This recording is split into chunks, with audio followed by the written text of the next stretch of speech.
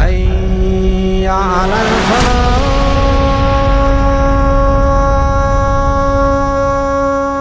اعوذ باللہ من الشیطان اللعین الرجیم. بسم اللہ الرحمن الرحیم. رب اشرح لی صدری ویسر لی امری واحلل عقدۃ من لسانی یفقہوا قولی.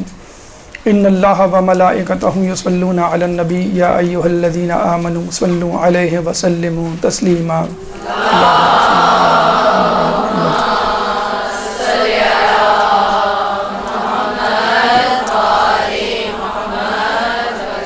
زیارت عراق کا سفر جاری ہے.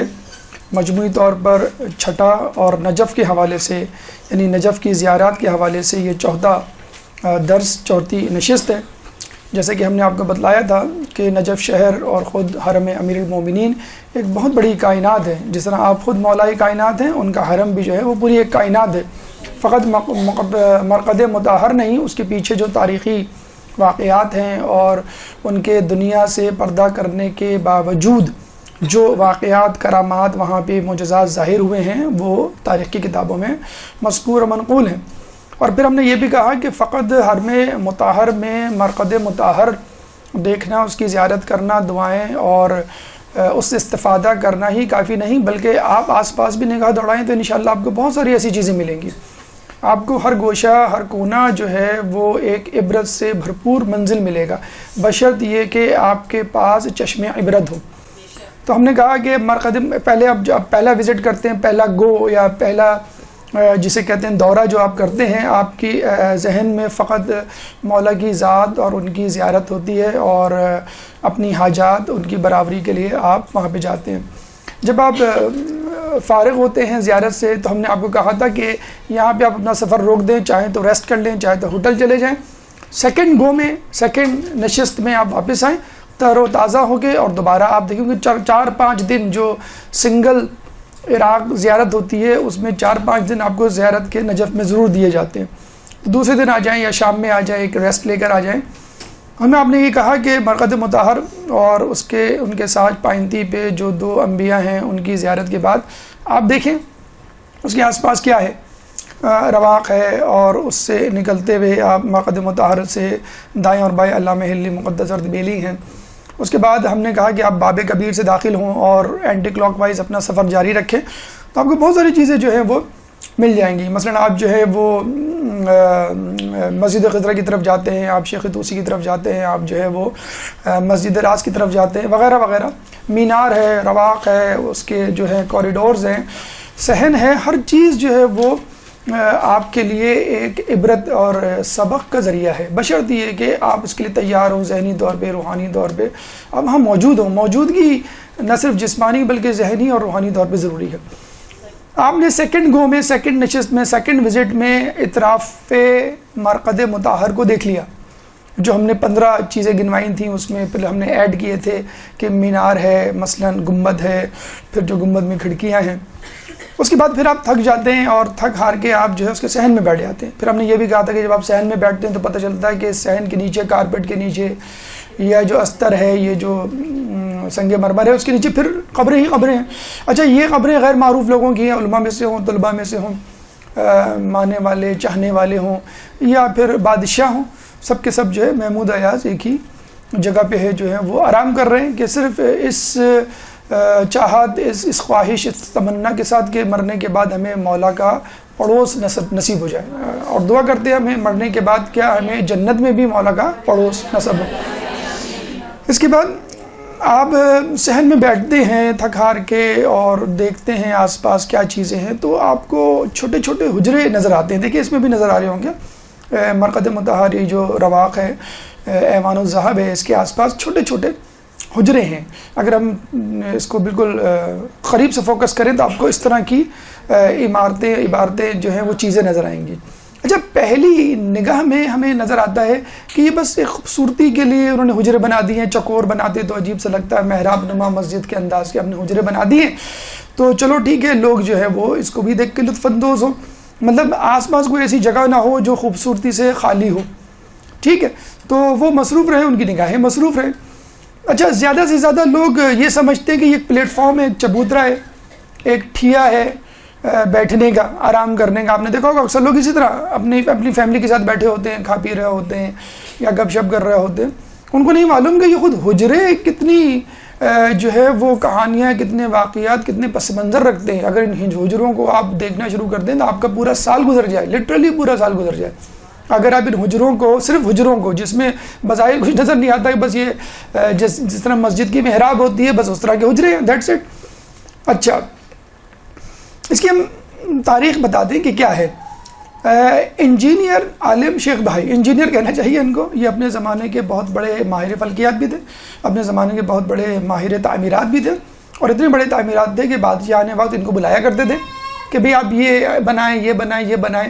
حتیٰ کہ ان کی بنائی ہوئی عمارتیں، 16ویں صدی کی ان کی بنائی ہوئی عمارتوں کو یونیسکو نے، یونائٹڈ نیشن نے باقاعدہ طور پر پریزرو کر لیا. جیسے ہم نے بتا نا آثار قدیمہ کے طور پہ کہ بھئی ان آثار کو پریزرو رہنا چاہیے، ان کو ٹوٹنا نہیں چاہیے. جس میں جو بن مینارے کبھی ہم تذکرہ کریں گے، حمام ہے جو برسوں تک بغیر آگ جلائے گرم پانی دیتا رہا، وہ اس کے پیچھے کیا فلسفی تھی.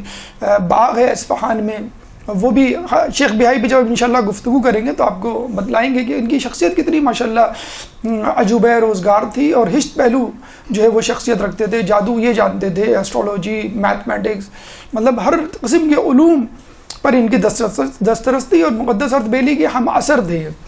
اچھا، اس زمانے کے بادشاہ وقت نے ان کو ہائر کیا اور کہا کہ بھئی یہ ہم نے مرقد مطہر امام علی کا روزہ جو ہے اس کو تعمیر کرنا ہے. تو ان کی مدد سے باقاعدہ جو ہے وہ روزہ ہم نے آپ کو بتلایا تھا کہ اینٹیں تو لگائی تھیں نادر شاہ نے، لیکن اس کی ڈیزائننگ وغیرہ جو ہے وہ انجینئر شیخ بھائی نے کی تھی. اچھا، شیخ بھائی صرف انجینئر نہیں تھے، بلکہ آپ کے یہاں جو سمدیہ کتاب پڑھائی جاتی ہے، انتہائی مشکل کتاب ہے نحو کی، سیکنڈ ایئر تھرڈ ایئر میں نحو کی، تو بہترین کتاب ہے. تو وہ اس کتاب کو بھی مطلب باقاعدہ نہ صرف اہل تشیع بلکہ اہل سنت کے مدارس میں ہی پڑھایا جاتا ہے اور لوگ جو ہے استفادہ کرتے ہیں. اور باقی بہت ساری انہوں نے کتابیں لکھی. بہرحال اچھا، یہاں ہم یہ بتا دیں کہ یہ جو نجف ہے یا حرم ہے، ان میں جو علماء ہیں، ان میں دو قسم کے علماء ہیں. ایک تو وہ علماء ہیں جو دفن ہیں، آپ نے ان کا نام دیکھ لیا، تختی دیکھ لی، آپ نے فوراً جو ہے وہ اپنا کمپیوٹر اسٹارٹ کیا اور ان کے زمانے میں چلے گئے اور ان کے بارے میں آپ نے کھنگالنا اور اپنے دماغ کو ٹٹولنا شروع کر دیا. لیکن ان میں وہ لوگ بیچارے رہ جاتے ہیں کہ جو یہاں آئے 10-12 سال بلکہ عمر گزار دی، لیکن اتفاق سے اپنے ملک گئے، وہاں انتقال ہو، وہیں دفن ہو گئے یا ضرورتاً چلے گئے. امام خمینی نے 10-12 سال گزارے یہاں پر، اور ان کی پوری اگر آپ وہ نجف کی زندگی پڑھیں تو وہ بھی ماشاءاللہ دلچسپی سے خالی نہیں ہے. تو بہت سارے علماء آئے، یہاں رہے، اس کے بعد چلے گئے. تو ان کا تو ذکر ہم نہیں کر سکتے کیونکہ وقت کی کمی ہے، لیکن بہرحال جتنا ہو سکے گا ہم آپ کے سامنے علماء کے حالات پیش کریں گے جو یہاں پر موجود ہیں. انجینئر شیخ عالم بہائی نے حجرے بنائے. اچھا، آپ کہیں گے کہ ٹھیک ہے، لیکن اس میں کیا ایسی خاص بات ہے؟ ایک ڈیزائننگ ہے محراب کی شکل کی، وہ ایک بچہ بھی جیومیٹری کی مدد سے بنا سکتا ہے. لیکن ان کا کمال یہ نہیں ہے، ان کا کمال ایک اور ہے جس پہ ابھی تک ہم یہ سمجھتے ہیں کہ باقاعدہ کوئی ریسرچ نہیں ہوئی ہے. وہ کیا کمال ہے؟ یہ ایسٹرولوجسٹ تھے. اچھا، ہمارے یہاں علم فلکیات میں یہ کہا جاتا ہے کہ ہر ستارہ ایک علم کا مربی ہے. ٹھیک ہے، اگر وہ ستارہ آسمان پر نمودار ہو اور اس ستارے کی سمت کر کے بیٹھا جائے تو آپ جس علم کا وہ مربی ستارہ ہے وہ علم آپ بہت جلدی حاصل کر لیں گے. میتھمیٹکس کا الگ ستارہ ہے، علم فلکیات کا الگ ستارہ ہے، کیمسٹری کا الگ ستارہ ہے، تاریخ کا الگ ستارہ ہے، لسانیات کا الگ ستارہ ہے. تو انہوں نے اس طرح 54 حجرے بنائے، 54 حجرے. اور 54 حجروں کا مطلب ہے 54 علم، 54 علم مطلب 54 ستارے. اب یہ ہمارا کام ہے کہ ہم معلوم کریں کہ یہ جو 54 علوم ہیں ان کا مربی ستارہ کون ہے اور کب نمودار ہوگا، کس دن نمودار ہوگا، کس وقت نمودار ہوگا، رات کے کون سے پہر ہوگا اور کس ڈائریکشن میں ہوگا، اور اس کا حجرہ کون سا ہے. آپ کو وہاں اس حجرے میں جا کے بیٹھنا ہے اور وہ علم اور وہ کتاب لے کے بیٹھنی ہے. اور آپ نے میرے خیال میں شاید یہ غور بھی کیا ہوگا، کبھی کبھی چیزیں بڑی جلدی یاد ہو جاتی ہیں اور کبھی کبھی جو گھنٹوں آپ رٹ رہے ہوتے ہیں اور پوچھ رہے ہوتے ہیں، لوگوں سے ڈسکس کر رہے ہوتے ہیں، وہ سمجھ بھی نہیں آتی. کبھی جو ہے وین میں جا رہے ہوتے ہیں، وین میں جاتے جاتے ایک دم سے ایک بات ذہن میں آتی ہے، ارے یار اس کا تو مسئلہ یہ ہے اور یہ چیز تو وہاں رکھی ہوئی ہے، وہاں کتاب میں جو ہے صفحہ نمبر فلاں جگہ پہ یہ موجود ہے. تو علماء عالم یہ کہتے ہیں کہ یہ ایک خاص وقت ہوتا ہے کہ جس میں جو ہے وہ ستارہ اپنی پوزیشن میں آتا ہے اور آپ وہاں بیٹھ جائیں. اب اس پہ ریسرچ کرنے کی ضرورت ہے. اب جب ہم گئے تھے یا جتنی مرتبہ ہم گئے یا لوگوں سے جو ہم نے استفادہ کیا, ابھی تک اس پہ بہت زیادہ ڈسکشن ہوا نہیں ہے. شیخی بھائی آئے بیچارے, اپنی زندگی اپنا وقت لگا کے چلے گئے. اب یہ ہمارا کام ہے کہ اس میں ہم معلوم کریں کون سا حجرہ کس طرف ہے, لیکن غالباً کتابوں میں یہ علم موجود ہوگا. تو یہ بھی ایک ہے, اگر آپ 54 دن وہاں ٹھہریں یا اپنے علوم کے حوالے سے چاہیں کہ بھی میرے بچے کا مثلا میتھمیٹکس کمزور ہے, میرے بچے کا جو ہے وہ فلکیات کا علم جو کمزور ہے یا جغرافی کمزور ہے, وہ حجرہ لوکیٹ کر لے, اس حجرے سے متعلق جو ستارہ ہے, مربی ستارہ, اس کو لوکیٹ کر لے اور اس وقت وہاں بیٹھ جائے وہ کتاب لے کر. اور ابھی بھی آپ حرم جائیں تو صحن فاطمہ میں آپ کو جا بجا طلباء اور اساتذہ نظر آئیں گے کہ وہاں بیٹھ کے جو ہے وہ پڑھ رہے ہوتے ہیں, گروپس ہوتے ہیں, دائرے بنے ہوئے ہوتے ہیں اور اس میں وہ علم حاصل کر رہے ہوتے ہیں. تو یہ بیسک مقصد تھا. ان کا مقصد یہ نہیں تھا کہ جو ابھی آپ کو ہم بتانے جا رہے ہیں کہ یہاں پہ علماء کو دفنایا جائے گا. ہم جب جاتے ہیں زیادہ سے زیادہ پہلی نظر میں ہم نے کہا کہ یہ خوش نما جگہ ہیں, اس کو دیکھ کے بس ایک راحت ملتی ہے. پھر اب پتہ چلا کہ نہیں, یہاں پہ قبور علماء ہے. اب پتہ چلا کہ یہاں پر علم حاصل کرنے کی بیٹھکیں ہیں. تو علم در حجرہ ایک زمانے میں ہوا کرتا تھا. رات میں آپ بیٹھے, ستارے کو آپ نے دیکھا اور ستارے کی مدد سے وہ علم آپ نے حاصل کرنا شروع کر دیا. اب کیا ہے علماء در حجرہ. حجرے میں گئے, آپ نے دیکھا یہاں پہ کس کی قبر ہے, آپ ان کی قبر کے سامنے کھڑے ہوئے اور آپ کو کیا کرنا ہے یہ بھی ہم آپ کو بتاتے ہیں. اس عالم صاحب نے استفادہ کیا. تو استفادہ دوہرا ہے. یہ الگ بات ہے کہ آپ کتنا استفادہ حاصل کر سکتے ہیں اور کتنا وقت دے سکتے ہیں, کتنی دلچسپی سے وہاں پہ اپنا وقت گزار سکتے ہیں. تو ایک زمانے میں نجف کے علماء, اس کی ہلچل, اس کی حرکت, اس کی خوبصورتی ہوا کرتے تھے. لیکن آج بھی علماء تو ابھی بھی موجود ہیں, جو مجتہدین علماء اپنی مراجین, اپنی ذمہ داری نبھا رہے ہیں. لیکن وہاں جو قبور ہے علماء کی, وہ خود ایک عبرت کا ایک جسے کہتے ہیں کہ ہمارے لیے مینارہ نور ہے ہماری زندگی کے لیے. اکثر لوگ پوچھتے ہیں بھی حرملہ امیر المومنین کے پاس گئے ہم نے وہاں پہ زیارت پڑھی اور قافلے والوں نے ہمیں ایک کتاب بھی دی, اس کتاب میں دعائیں اور اذکار اور اعمال لکھے ہوئے, ہم نے پڑھ لیے. اب ہم ان علماء کے پاس یا ان حجروں کے پاس کھڑے ہو کے کیا کریں؟ دیکھیں یہ ایک غول, ایک جھمکھٹا نظر آ رہا ہے. آپ بھی, قافلے والے بھی اس طرح جا کے کھڑے ہو جاتے. کسی کی نام کی تختی واضح طور پہ باہر لگی بھی ہوتی ہے تو وہ پہچان لیتے ہیں کہ یہ عالم جو ہے یہاں پہ دفن ہے. اور اگر عالم کے بارے میں بیک گراؤنڈ نہیں معلوم ہو تو آپ تھوڑا سا متردد ہوتے ہیں یا بس کہتے ہیں سرسری دیکھ کے آگے بڑھ جاتے ہیں. لیکن دیکھیں آپ کو کرنا کیا ہے. علماء کے حجروں یا علماء کے قبور کے سامنے, مولا کی قبر کے سامنے تو پوری طویل ایک اذکار کی فہرست ہے کہ یہ کرنا ہے. زیارات بھی ہیں, زیارت سے ہٹ کے بھی اعمال ہیں, حاجات کی براری کے لیے بھی اعمال ہیں, مخصوص وظائف ہیں. ان میں آپ کو کرنا کیا ہے؟ 3 چیزیں کرنی ہیں. مثلا فاتحہ اکثر ہم پڑھتے ہیں, یہاں پہ بھی پڑھتے ہیں اپنے یہاں مجالس میں, اور وہاں پہ بھی آپ مرحومین کے لیے, سے ہم کہتے ہیں نا رشتہ داروں مرحومین شہداء کے لیے فاتحہ, اب ان کے لیے فاتحہ پڑھیں, ثواب ان کو پہنچے. سورہ قدر کہتے ہیں 7 مرتبہ انا انزلنا, ہر قبر پہ انگلی رکھ کے, ہاتھ رکھ کے پڑھنا بہت افضل ہے, وہ پڑھیں. سورہ یاسین پڑھیں. جتنی بھی صورتیں آپ کو یاد ہیں وہ آپ پڑھیں اور ان کا ہدیہ ان کو کریں. قیامت میں ہو سکتا ہے انشاءاللہ ہمیں یہ نظر آ جائیں, شیخ بھائی نظر آ جائیں, شیخ بھائی تو نہیں ہے وہاں پہ, شیخ مرزا انصاری نظر آ جائیں, آپ کو جو ہے وہ خوئی صاحب نظر آ جائیں, ہم کو کہیں گے بھی ہم نے آپ کو ہدیہ کی تھی سورہ فاتحہ, اس کا ذرا ثواب آپ کو پہنچا ہوگا, اس کا ذرا ہمیں احسان تو چکا دیں تھوڑا سا, آپ کے لیے تو کوئی مسئلہ نہیں ہے. جنت میں آپ جا رہے ہیں, ذرا چلتے چلتے ہمیں بھی لے جائیں, ہمیں بھی دکھائیں کہاں جا رہے ہیں آپ, اور جانے کے بعد آپ کہہ دیں بھائی جو جنت میں آتا ہے واپس تھوڑے جاتا ہے. تو آپ یہ سورہ ہدیہ کریں سب سے پہلے. لوگ کہتے ہیں بھائی کون سا عمل, ارے بھائی جتنا قرآن آپ کو یاد ہے, سورہ فاتحہ یاد ہے ٹھیک ہے, سورہ توحید یاد ہے ٹھیک ہے, سورہ کوثر یاد ہے, سورہ انا انزلنا اور چاروں کو جتنی بھی سورہ, جتنا قرآن یاد ہے آپ پڑھیں, ان کو ہدیہ کر دیں. سورہ فاتحہ میں ہم کیا کرتے ہیں, یہی کہ سورہ فاتحہ کر کے ہم نے ہدیہ کر دی. پھر زیارت, مجھے ایک مخصوص زیارت ہے, یہ ہم نے آپ کے لیے ڈھونڈی ہے, رہنمائے مصور در نجف سید محمد علوی کی لکھی ہوئی کتابیں, ہم نے شاید آپ کو بتلایا بھی تھا, فارسی میں ہے, لیکن کیٹالاگ اور بکلیٹ کی فارم میں آپ جائیں تو وہاں سے ضرور لے کر آئیں. اور البم ہے پوری ہے نجف کی نا, تو اگر فارسی نہیں بھی آتی تو ٹوٹے پوٹے طریقے سے آپ کو کچھ نہ کچھ سمجھ میں آ جائے گا. تو وہاں پہ یہ زیارت نقل ہے شیخ مفید سے, تو اگر آپ چاہیں تو اس کا اسنیپ شاٹ لے لیں اور لے کے چلے جائیں. موبائل تو شاید وہاں الاؤ نہیں ہوگا, لیکن یہ کتاب آپ لے کے چلے جائیں. یہ شاید ہمارے یہاں کی کتابوں میں نہیں ہوتا, تو یہ ہے السلام علیکم یا بحر العلوم و کنزہا، یعنی علم کے سمندر یا اس کے سمندر. تو یہ آپ زیارت، علماء کی زیارت، معصومین اور انبیاء کی زیارت تو الگ کتابوں میں منقول ہے، روایتوں میں موجود ہے، لیکن شیخ مفید نے سجیسٹ کی ہے کہ یہ روایت آپ پڑھیں جب بھی آپ کسی بھی عالم کی قبر کے پاس جائیں، چاہے وہ حرم میں ہو، اطراف حرم میں ہو، یا وادی سلام میں، یا کسی بھی جگہ پر ہو، کوفہ جاتے ہوئے یا جو ہے وہ کربلا جاتے ہوئے، سامرہ جاتے ہوئے. عالم دین کی بات ہو رہی ہے یہاں پہ. باقی جو انبیاء ہیں، علماء ہیں، ان کی دو زیارتیں آپ کو کتابوں میں مل جائیں گی. تو یہ کتاب، یہ زیارت جو ہے وہ آپ کو اس کتاب میں مل جائے گی. میرے خیال میں اتنی بھی ہے کہ آپ اس کو پڑھ بھی سکتے ہیں، چاہیں تو آپ یہیں سے پڑھ کر ان کو ہدیہ کر دیں، یہ کتاب لے لیں. تو یہ زیارت، جیسے آپ کہہ رہے ہیں نا کہ ہم کریں کیا، علماء کی قبر کو بس جا کے اس کی تختی کو تکتے رہیں، ہمیں تو بعض اوقات معلوم بھی نہیں ہوتا ان کے حالات کیا ہیں. تو کم از کم آپ یہ کر سکتے ہیں کہ فاتحہ، سورہ قدر، دیگر سورہ اور زیارت، دعا. تو لوگ یہ سمجھتے ہیں بس مولا کے حرم میں چلے گئے، ان سے دعا مانگ لی، ان سے توسل کر لیا، دیٹس اٹ. اچھا، بعض لوگ بڑا اچھا سسٹمیٹک انداز اپناتے ہیں. وہ کہتے ہیں کہ ہم مولا کے حرم گئے، مولا نے سنی نہیں ہماری. اب کیوں نہیں سنی، وہ ایک الگ پس منظر رکھتی ہے، بات وجہ رکھتی ہے. اچھا، اللہ جب نہیں سنتا آپ کیا کرتے ہیں؟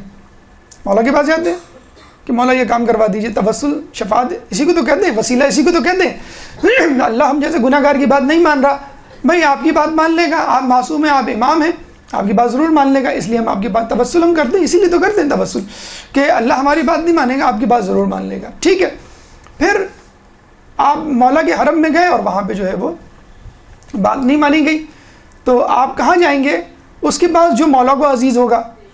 تو وہاں اطراف میں جو بھی علماء ہیں وہ سب مولا کو عزیز تھے. مولا جب جو ہے وہ چٹھی کا جواب دیا کرتے تھے، مولا جب جو ہے وہ انگلیاں نکال کے رقعہ دے سکتے ہیں تمہاری زیارت قبول ہو گئی. مولا جو ہے اتنے واقعات، حیرت انگیز واقعات. ایک کتاب ہے وہ آپ پڑھیے گا لے کر، اردو میں دستیاب ہے. اس میں علماء، مجتہدین، مراجعین کے واقعات ہیں، انہی ائمہ کی زیارتوں سے متعلق معجزات اور کرامات پورے اس میں کتابوں میں لکھے ہوئے. تو آپ کو بھی ایک حوصلہ ملے گا کہ ہم مانگیں تو کس طرح ملتا ہے اور کس طرح مانگیں تو ملتا ہے. تو آپ مولا کے پاس گئے، آپ کی جو ہے بات نہیں مانی گئی، ٹھیک ہے، آپ آ جائیں اور آپ ان علماء سے کہیں کہ آپ ذرا مولا کو منوا لیں، مولا کو منا لیں. آپ منا سکتے ہیں، میں نہیں منا سکتا. تو آپ مولا سے کہتے ہیں کہ میری یہ بات مان لیں. ذرا مولا سے کہتے ہیں کہ مولا اللہ سے کہتے ہیں کہ یہ میری بات مان لیں، میرے لیے رزق میں جو ہے وہ اضافے کا کچھ ذریعہ پیدا کر دے، جو مجھے ذہین بنا دے، یا میری دیگر حاجات جو ہے وہ پوری کر دے. لیکن ایک تیسری چیز جو ہم سمجھتے ہیں کہ ایک انٹلیکچوئل وے ہے، ایک بڑا ہی اہم طریقہ ہے. دیکھیں، ہم نے بتلایا ہے کہ ان زیارات سے فائدہ اٹھانا اچھی بات ہے. آپ کے رزق میں اضافہ ہو گیا، اولاد مل گئی آپ کو، دیگر حاجات آپ کو مل گئی، ثواب اٹھانا بہت اچھی بات ہے، آپ کی آخرت بن گئی ہے وہ. لیکن یہ کہ ایک تزکیہ نفس اگر ہو جائے تو کیا ہی کہنے، گناہوں سے چھٹکارا مل جائے تو کیا ہی کہنے، نیکیوں کی آمادگی اور ایک تمنا پیدا ہو جائے کیا ہی کہنے. اگر انسان وہاں سے دھل کر پاک و صاف ہو کے آ جاتا ہے تو انسان کی خواہش ہوتی ہے، اور انسان کو محسوس بھی ہوتا ہے کچھ دنوں تک کم از کم کہ مجھے لگ رہا ہے میں ہلکا پھلکا ہو گیا ہوں. وہ جو ہلکا پھلکا پن جو ہوتا ہے وہ اس بات کی علامت ہے کہ آپ گندگی، غلاظت اور اپنے گناہ جو ہے وہ جھاڑ کے اور ختم کر کے آ گئے. تو اگر آپ وہاں رہ کر یہ کسب کر لیں کہ میں اب اپنی زندگی کو بدلوں گا، یہی ٹارگیٹ ہے. آپ نے بتایا تھا آپ کو، جب آپ جاتے ہیں مولا کے حرم یا کسی بھی امام کی قبر کی زیارت کر کے جب واپس پلٹتے ہیں تو بس یہی ٹارگیٹ ہوتا ہے، مولا مجھے بدل دے، جب میں آؤں تو بالکل بدلا ہوا ہوں. تو آپ عبرت حاصل کریں. عبرت حاصل کرنے کے لیے آپ کو تھوڑی سی محنت کرنی پڑے گی. عبرت حاصل کرنے کے لیے آپ کو وہاں پر موجود علماء کی تفصیل، سیرت جو ہے وہ حاصل کرنی پڑے گی، اور ان کا روٹین معلوم کرنا پڑے گا، اور ان کی عادات و اطوار سے آشنائی حاصل کرنے کی پڑے گی. یہ تھوڑا سا دقت طلب کام ہے. دیکھیں، جب آپ ان علماء کی، اچھا یہ بھی بتا دوں کہ یہاں پر ہم تمام علماء نہیں ڈسکس کر سکتے، وہ اس لیے کہ جب ہم نے لسٹ دیکھی تو 500 سے زیادہ علماء دفن ہیں. تو اگر ہم ایک عالم روزانہ ڈسکس کریں اور روزانہ آپ کو بلائیں تو 365 دن سے بھی زیادہ، یعنی ایک سال سے زیادہ لگ جائے. اگر فرض کر لیں مسلسل ہر اتوار جو ہے آپ کو اس کا درس دیا جائے، جیسے میں نے تمام مصروفیات چھوڑ کے بس یہی مصروفیات اپنا لی، تو سال بھر اگر ہم اتوار کا درس رکھیں تو 40 علماء ہو پائیں. وہ بھی ظاہر سی بات ہے کہ وقت کو مد نظر دیکھتے ہوئے اور آپ کی مصروفیات اور دیگر عنوانات کو مد نظر دیکھتے ہوئے مناسب نہیں. تو 40 بھی ہم نے اس کو شارٹ لسٹ کیا، تو بڑی مشکل سے پھر ہم اس کو 12 پہ لے کر آئے. تو اب دیکھیں وہ 12 بھی مکمل ہو جائے تو بڑی بات ہے. تو کم از کم 12 علماء جو وہاں موجود ہیں، مشہور و معروف ہیں، اور عموماً لوگ ان کے ناموں سے آشنا ہیں، تھوڑا بہت آپ نے سنا ہوا بھی ہے، تو ان سے تھوڑی سی آشنائی حاصل کر لیں، ان کا روٹین دیکھ لیں، ان کی خدمات دیکھ لیں، ان کا علم دیکھ لیں، ان کا تقویٰ دیکھ لیں، تاکہ کاپی کریں. بھائی مولا کے سامنے تو ہم یہ صاف کہہ کے اٹھ جاتے ہیں نا کہ بھائی مولا جیسے تو نہیں بن سکتے ہم، ٹھیک ہے نا، امام ہے، معصوم ہے، مولا کائنات ہیں، لیکن یہ جو لوگ ہیں یہ ہمارے جیسے لوگ تھے، بالکل ہمارے جیسے تھے، بالکل. اس میں بلکہ دیکھا جائے تو ہم سے کچھ نیچے ہی تھے. کیوں وہ نیچے تھے؟ ہمارے پاس فیسلٹیز موجود ہیں. آپ ان کی رودات اور حیات کے گوشے پڑھیں تو آپ تو حیران رہ جائیں کہ اگر اس طرح کی زندگی ہم گزاریں تو ہم تو کچھ بھی نہ کریں، فقط اس ٹینشن میں کہ کھائیں گے کیسے، سوئیں گے کیسے، گھر کیسے بنائیں گے. یہ جو ہم جنگلوں میں پہلے زمانے میں تو لوگ جنگلوں میں رہا کرتے تھے، جنگلی جانوروں سے، رہزنوں سے. جب زیارت پہ جایا کرتے تو رہزنوں سے ڈر ہوا کرتا تھا، اس سے ہم کیسے ساری زندگی آپ کی اسی میں گزر جائے. بہرحال عبرت حاصل کریں. اور انشاءاللہ ابھی ہم آپ کو جب علماء کے حجروں کی طرف لے کے جائیں گے تو ہر عالم کے بارے میں تھوڑا ہم آپ کو بتائیں گے انشاءاللہ. جب بھی آپ جائیں دعا اذکار پڑھیں، ٹھیک ہے، اور اس کے بعد دوسری بات اس پہ ان کے لیے دعا، ایک تو اذکار پڑھیں، ہم نے کہا سورہ فاتحہ، دیگر زیارت، دعا کریں. دعا کیا کریں؟ ان کی مغفرت کی دعا کریں، ان کے بلندی درجات کی دعا کریں، اپنی مغفرت کی دعا کریں، اور دعا کریں کہ اللہ مجھے ان کے نقش قدم پہ چلا. ٹھیک ہے، دو چیزیں ہو گئی. تیسری چیز یہ عبرت ہے کہ آپ کو ان کا لائف اسٹائل، ان کی خدمات، ان کا علم، ان کا تقویٰ اپنے ذہن میں رکھنا ہے، جو آپ ابھی انشاءاللہ سنیں گے یا کتابوں میں پڑھیں گے. اگر آپ چاہیں تو مزید تفصیل کے لیے جیسے میں نے ایک کتاب بتائی حیرت انگیز واقعات، دوسری کتاب ہے درخشاں ستارے، یہ آپ لے لیں. تیسری کتاب ہے قصص العلماء جو مرزا احمد طنطاوی کی ہے اور جس کا ترجمہ آپ ہی کے مزت القائم کی سابقہ استانی ملکہ کاظمی نے کی ہے. تو یہ بھی آپ کے مدرسے کی ایک بہت بڑی جو ہے وہ فضیلت ہے کہ آپ کے مدرسے کی خاتون نے اس 150 علماء کے واقعات ہیں، قصص العلماء، جیسے قصص الانبیاء ہے، قصص العلماء 150 افراد علماء کے واقعات اسے موجود ہیں. درخشاں ستارے چھوٹی سی کتاب ہے، سب اردو میں اویلیبل ہے آپ کی، اور عبرت انگیز واقعات، یہ 3 کتابیں. اس کے علاوہ islamiclaws.com کتاب بہت اچھی ویب سائٹ ہے، اس میں آپ جائیں، لیکن تمام مٹیریل انگلش میں ہے اس میں. islamiclaws.com. اس کے بعد wikipedia.com، wikishia.com، wikiehlulbayt.com، 3 ہیں وکی کے نام سے. اس میں آپ لکھیں فوراً آپ کو اس عالم دین کی تمام تفصیل مل جائے گی. wikipedia.com، wikishia.com، wikiehlulbayt.com، یہ ویب سائٹس آپ کو مل جائیں گی جس میں جو ہے آپ کو علماء کے حالات مزید. علامہ مولانا صادق حسن صاحب کی ویب سائٹ، ان کی اپنی آفیشیل ویب سائٹ تو نہیں ہے لیکن کسی نے کمپائل کیے، 19 دروس ہیں تقریباً علماء کے حالات اور احوال کے، وہ بھی انشاءاللہ اگر آپ سنیں تو آپ بہت زیادہ استفادہ کریں گے. تو یہ ویسے تو اعیان الشیعہ نام کی کتابیں وہ عربی اور فارسی میں پھر ہیں، وہ تو بہت تفصیل ہے، اگر ابھی اردو کی کتابیں بھی پڑھ لیں گھول کے تو بس اس زندگی کے لیے کافی ہے. اچھا دیکھیں، ابھی میں نے آپ کو بات کی ان کا روٹین، ان کے حالات زندگی، ان کا تقویٰ اور ان کا انداز فکر دیکھ کے آپ کیسے سیکھیں. ابھی میں کل ہی کی بات ہے، میں عادت ہے کہ درس سے پہلے جو ہے وہ ویب سائٹس اور نیوز ویب سائٹس کو دیکھنا کھنگالنا. تو ایک امریکن فرم کے بارے میں نے پڑھا، تو اس کے باس کا انٹرویو دیا ہوا تھا. اس میں یہ نوجوانوں کو خصوصاً میں سنا رہا ہوں یہ بات، اس کے باس کا انٹرویو دیا ہوا تھا اور وہ ایک ایڈورٹائزمنٹ کمپنی تھی، اور اس کمپنی نے بہت تیزی سے ترقی کی تھی، اور ود ان فیو ایئرس جو ہے 55 امپلائی اس نے ہائر کر لیے تھے. اور وہ خود لڑکا دیکھا جاتا ہے، لڑکا ہے باس، جسٹ 25 ایئرس، 25 سال کا وہ لڑکا ہے. ٹھیک ہے، اب اس کا روٹین سنیے آپ. وہ کہتا ہے کہ یہ جو ہوتا ہے نا لائف اور کام میں بیلنس، یہ مجھے نہیں آتا. زندگی نام ہی ہے کام کام کام. وہی بات جو قائد اعظم کہہ کے گئے تھے، وہی بات جو آیت اللہ مرشد نجوی نے کہا تھا کہ 40 سال تک میں نے کوئی چھٹی کے مفہوم سے میں ناشنا ہوں. ٹھیک ہے، تو اس کا روٹین کیا تھا؟ 4:30 بجے میں روزانہ اٹھ جاتا ہوں. اس کے بعد کیا کرتا ہوں؟ میڈیٹیشن، 20 منٹ تک میں غور و فکر تفکر کرتا ہوں. اس کے بعد میں ایکسرسائز کرتا ہوں. اس کے بعد میں آفس جاتا ہوں اور 10 بجے تک کام کرتا رہتا ہوں مسلسل. وہاں آفس میں نے بالکل ایک رنگ انوائرمنٹ بنایا ہوا ہے. وہاں پہ یوگا بھی ہوتا ہے، وہاں پہ کھانے بھی ہوتے ہیں، وہاں پہ اسپورٹس بھی ہوتا ہے. اور میری امپلائی کو یہ حق حاصل ہے چاہے وہ جتنے دن کی چھٹی کرے، اپلیکیشن بھی نہ دے، میں 1 مہینے کی چھٹی پہ جا رہا ہوں، جاؤ بھائی، کوئی مسئلہ نہیں ہے. پھر لوگ تو ناجائز فائدہ اٹھاتے نہیں، آ جاتے ہیں فوراً کہ نہیں ہمیں مزہ نہیں آ رہا، ہمیں کام میں مزہ آ رہا ہے. اب آپ دیکھیے کہ ہمارا نوجوان جب یہ امریکن ایپ کمپنی بلا بلا بلا کی باتیں سنتا ہے تو فوراً امپریس ہو جاتا ہے, واہ کیا بات ہے بھائی, یہ ہوتا ہے لائف اسٹائل, یہ آدمی کو صبح اٹھنا چاہیے, میڈیٹیشن کرنی چاہیے, اور پھر جو ہے دن رات.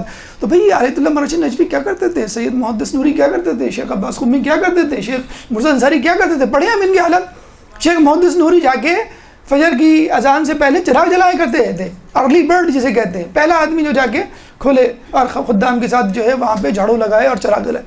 تو 4:30 بجے بھائی وہ بھی اٹھتے تھے. ہم آپ سے کہہ رہے ہیں کہ فجر میں 1 گھنٹہ پہلے اٹھ جایا کرو, نماز شب پڑھا کرو. نہیں نماز شب, ارے یہ امریکنز کہہ رہے ہیں میڈیٹیشن کرو. کیا ہوتی میڈیٹیشن, یوں کر کے بیٹھے ہیں آپ 10 منٹ تک تفکر کریں. بھائی یہ کیا ہے, آپ آنکھیں کھولیں دیکھیں آپ کی دنیا کہاں ہے, آپ کے سامنے مصلی بچھا ہوا ہے اور نور افشانیاں ہو رہی ہیں سحر کی, آپ اس کو دیکھیں. تو یہ نماز شب آپ کو یہ سکھا تو رہی ہے, آپ میڈیٹیشن کے چکر میں جو ہے وہ بیٹھے ہوئے ہیں آپ کو. اچھا آپ کہہ رہے ہیں کہ گوگل کمپنی میں بڑا فرینڈلی انوائرمنٹ ہوتا ہے, کھانا پینا گپ شپ اور گھومنا پھرنا اور اسپورٹس کی فیسلٹیز یہ وہ. ہمارے یہاں بھی ایک آفس کھلا تھا جو ابھی اس پہ بین لگا, پھر دوبارہ ابھی جو ہے وہ کھلنے جا رہا ہے. بہرحال تو ہمارے یہاں ایسا نہیں ہوتا کیا. اب آپ کو بتایا جائے کہ پہلے زمانے میں قم اور نجف میں کیا انداز فکر ہوتا تھا پڑھائی کا. اچھا نجف میں تو ابھی ہماری ایک صاحب سے بات ہو رہی تھی, نجف سے آئے تھے, وہ ہم نے خود بھی نوٹ کیا کہ بھائی وہاں کیا انداز ہے. انداز یہ ہے کہ بھائی یہ مشاعرہ آپ کو ہم نے بتایا تھا ہیوج اماؤنٹ کا مشاعرہ مل رہا ہے. پچھلی مرتبہ منہ سے نکل بھی گیا تھا, دوبارہ نکل جاتا, لوگ کہیں گے پتہ نہیں کیا, شاید اس کے پیچھے پڑ گئے کہ یہ بڑی اٹریکٹیو اماؤنٹ ہے.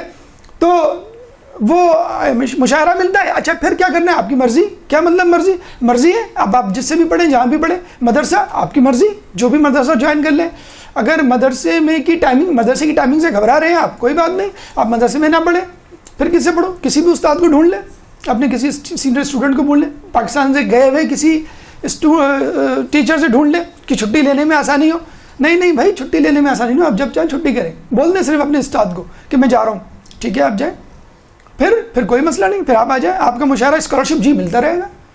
تو ہم نے کہا یار یہ تو بہت ہی ریڈیکولس بات ہے کہ آپ کی بالکل چھٹی ہے. اچھا اٹینڈنس, کوئی اٹینڈنس نہیں. اچھا کتاب امتحان, کوئی امتحان نہیں. میں بتا رہا ہوں آزاد جو پڑھتے ہیں ان کی بات کر رہا ہوں میں, مدرسے میں جو پڑھ رہے ہیں وہ ایک الگ سسٹم ہے, لیکن آزاد میں آپ کو آزادی ہے, آپ کر سکتے ہیں. میں گیا, استاد یہ کتاب پڑھنی ہے, کون سی بھی, یہ اصول مظفر. اچھا جو اصول آپ نے جو ہے وہ موجز پڑھ لی, پوچھے کبھی نہیں وہ آپ سے. ہم جائیں ایڈمیشن لینے یہاں پہ کسی اسکول میں, کلاس 8 میں 7 کلاس کی مارک شیٹ دیں آپ, ہم بھی رزلٹ کو نہیں مانتے کیونکہ ہمیں نہیں معلوم کیسا اسکول تھا, آپ کو ٹیسٹ دینا پڑے گا. وہاں پہ معیوب سمجھا جاتا ہے اگر میں کسی کو اپنی کتاب پڑھی, اچھا یہ سوال اس کا جواب بتاؤ, اس کا مطلب میں نے آپ پہ شک کیا, جبھی تو میں آپ کو امتحان لے رہا ہوں. آپ نے کہا مجھے یہ کتاب پڑھنی ہے, بالکل فبیہا, موسٹ ویلکم, اہلاً و سہلاً, مرحبا, پڑھیں آپ. میں آپ سے پوچھوں گا نہیں کہ آپ نے پچھلی کتاب پڑھی کہ نہیں پڑھی. بھئی آپ کے ہاتھ میں یہ کتاب ہے, اسی لیے تو یہ کتاب ہے کہ آپ نے پچھلی کتاب پڑھ چکے ہیں. میں سکون سے استاد پڑھائے گا, آپ کو 1 سال لگے, 2 سال لگے, 3 سال لگے, کوئی مسئلہ نہیں. آپ کو آدھا گھنٹہ پڑھنا ہے, 1 گھنٹہ پڑھنا ہے, 2 گھنٹے پڑھنا ہے, جب آپ چاہیں. استاد کے پاس ٹائم ہوگا, استاد بیٹھا ہوا, 1 پیسہ استاد نہیں لیتا, آپ کو پتہ ہے, 1 پیسہ کوئی استاد پیسے نہیں لیتا. بلکہ ایک صاحب تھے جو قم سے آئے ہوئے تھے, نجف سے نہیں, قم سے آئے ہوئے تھے یہاں پہ, ان سے ہم نے کہا تو ناراض ہو گئے کہ میں آپ سے پیسے لوں گا, کوئی ہو ہی نہیں سکتا, کیسے پیسے لے لوں میں آپ سے. تو بہت ہی معیوب سمجھا جاتا ہے. جو مشاعرہ مل رہا ہے ان کو دیٹس انف, بہت کافی ہے. تو آپ دیکھیں گوگل اور یہ جو میں کمپنیز بتاؤں نا امریکہ میں جو اتنی آزادی دے رہی ہیں, ایک فرینڈلی انوائرمنٹ دے رہے ہیں, تو یہ فرینڈلی انوائرمنٹ اور آسانیاں تو نجف اور قم میں بھی. اچھا اب کہیں جا کے نظام تھوڑا سا سخت بنا ہے, کیوں؟ ہم جیسے لوگوں کے جو فائدہ اٹھاتے ہیں اور جو آتے نہیں ہیں اور بس وہاں پہ جو ہے وہ پڑھے ہوئے ہیں. کچھ لوگ کہتے ہیں کہ پڑھ رہے ہیں, کچھ پڑھے ہوئے ہیں, بس مولا کے در پہ پڑے ہیں اور روٹی کھا رہے ہیں اور بس جو ہے مستنڈے ہو رہے ہیں اور کچھ نہیں کر رہے, بس پڑھے ہوئے. پہلے زمانے میں بھی ہوتے تھے لوگ, ابھی بھی ہوتے ہیں. چلیں ٹھیک ہے, کچھ نہ کچھ وہاں پہ کر ہی رہے ہیں, لیکن جو غلط امپریشن چھوڑ کے جا رہے ہیں بہرحال ان کے لیے کہ پھر ایک سسٹم بنایا جاتا ہے, ایگزام سسٹم, اور پھر اس سے وہ گزرتے ہیں. لیکن ابھی بھی یقین کیجئے لوگ کہتے ہیں کہ مولا کی برکت ہے کہ لوگ چیٹنگ فراڈ نہیں کر پاتے. نجف کی اسپیشلی, ابھی نجف تو ابھی بھی اسی ٹکر پہ تقریباً آدھا بن چکا ہے وہ سسٹمیٹک, لیکن آدھا ابھی بھی آزاد ہے کہ آپ کی مرضی. ایک صاحب سے ملے, 7 سال انہوں نے وہاں پہ گزارے, ہم نے کون سے ایگزام دیں, کوئی ایگزام نہیں دیا, ناٹ ایٹ آل. میں نے کہا ماشاء اللہ آپ تو بڑے مشہور و معروف ہیں, آپ زیارت کے قافلے بھی لے کے جاتے ہیں اور ہم نے دیکھا ہے مجالس بھی ماشاء اللہ یوٹیوب پہ بھی ہے, ہر جگہ پہ آپ موجود ہیں. نہیں میں نے کوئی ایگزام نہیں دیا, بس میں اپنے استاد سے پڑھتا ہوں, آپ دیکھ لیجیے. تو مسئلہ کیا ہے؟ خلوص. اگر آپ کے خلوص کے اندر خلوص پیدا ہو جائے تو یہ ایگزام تو بچوں والی چیز ہے. اصولاً تو ایگزام آپ پہ شک ہے, ایک شک کی بنیاد ہے کہ میں آپ پہ شک کر رہا ہوں کہ آپ نے پڑھا کہ نہیں. اچھا یہ کتاب پڑھ لی, ٹھیک ہے, اچھا یہ بتاؤ بھائی کیا مطلب, کیا بتاؤ, کیا آپ کو مجھ پہ یقین نہیں ہے؟ بچے کہتے ہیں نا کیا مطلب آپ کو یقین. تو یہ اعتماد ہے جو وہاں کے مراجعین نے, وہاں کے علماء نے, خود اس سے پہلے مولا علی نے اپنے اصحاب کو دیا تھا کہ وہ شک نہیں کیا کرتے تھے. چھٹے امام امام جعفر صادق علیہ السلام,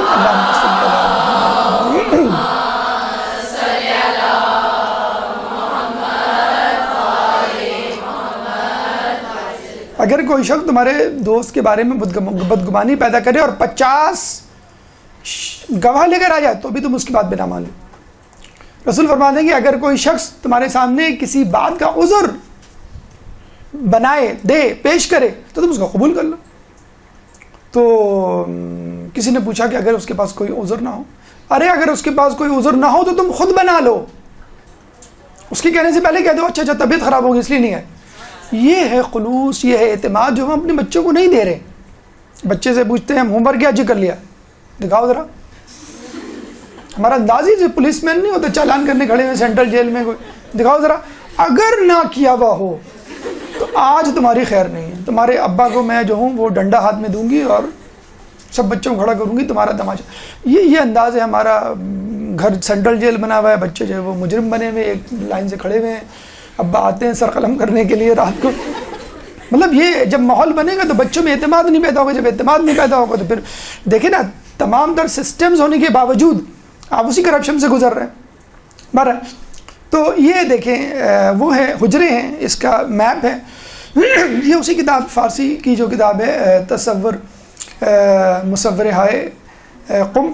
دیکھیں آپ یہ اگر آپ نے غور کیا ہوگا تو ہم نے آپ کو جو روٹ آف انٹری دی تھی وہ کہاں کی دی تھی؟ باب کبیر, جو مشرق کی سمت ہے یہ والا ہے, ٹھیک ہے. یہ وہ باب ہے کہ جس میں آپ ایوان الذہب کے سامنے کھڑے ہوتے ہیں اور مولا کی پائنتی کے سامنے سے آپ داخل ہوتے ہیں, ٹھیک ہے. اب آپ یہاں سے داخل ہوئے, آپ لیفٹ میں مڑ جائیں, لیفٹ میں مڑ کے آپ تھوڑا سا آگے جائیں. اصولاً تو یہ حجرے کہاں سے شروع ہوتے ہیں؟ ایگزیکٹلی یہاں سے. دیکھیں رواق ابو طالب آپ نے پڑھا ہوگا, یعنی باب کبیر سے بالکل آپ ہیلی کاپٹر پہ جا رہے ہیں فرض کر لیں, یا ڈرون, آج کل تو ڈرون آ گیا, یہ اوپر سے آپ جا رہے ہیں ڈائریکٹ آپ پہنچ گئے رواق میں, ٹھیک ہے. یہاں ہے حجرہ نمبر 1, 2, 3, پھر 4, یہ تمام چیزیں یہ ہوتے چلے جائیں گے, ٹھیک ہے.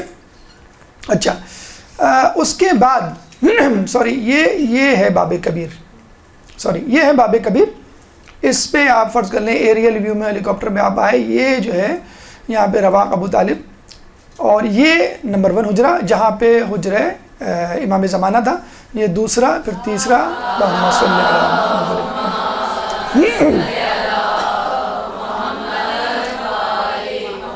چوتھا, 5واں, 6واں, 7واں, 8واں, 9واں, 10واں, 11واں. میں نے آپ کو بتایا تھا 54 ہے. اگر ان 54 میں جو موجود علماء ہیں, 500 کی لسٹ دی ہوئی ہے, میں نے آپ کو بتایا islamiclaws.com پہ آپ جا کے پوری لسٹ آپ دیکھ لیں, ٹھیک ہے نا. صرف لسٹ دیکھ لیں, فی الحال اپنی آنکھوں کو ٹھنڈا کر لیں. تمام 500 کو بتانا یہاں بڑا مشکل ہے, تو اس میں بھی شارٹ لسٹنگ کر کے 12 ہم بس آپ کے لیے منتخب کر کے لائیں. اس میں پتہ نہیں کتنے ہو پاتے ہیں. بہرحال اب آپ یہ جو ہے حجرے سے شروع ہوئے اور یہاں پر پہنچے. یہاں پر کیا ہے, کون سا باب ہے؟ باب قبلہ, ٹھیک ہے. باب کبیر یہ رہا, ہم نے آپ کو بتلایا تھا مشرق کی سمت الٹے ہاتھ پہ, اور آگے جا کے یہ باب قبلہ ہے, ٹھیک ہے. باب قبلہ سے جب اندر آتے ہیں آپ, یا باب قبلہ پہ فرض کر لیں آپ کھڑے ہو جائیں, اپنا چہرہ مولا کی زری کی طرف کرتے ہوئے, تو الٹے ہاتھ میں یہ ہے 11 نمبر, ٹھیک ہے. یہ ہے شیخ مرزا انصاری کا جو ہے آخری کونا, آخری آرام گاہ. یہاں سے ہم اسٹارٹ کر رہے ہیں, ٹھیک ہے. ہم تمام حجروں کو نہیں دیکھ سکتے, وقت کی کمی ہے, تو چیدہ علماء اور ان کے حالات ہیں, ٹھیک ہے.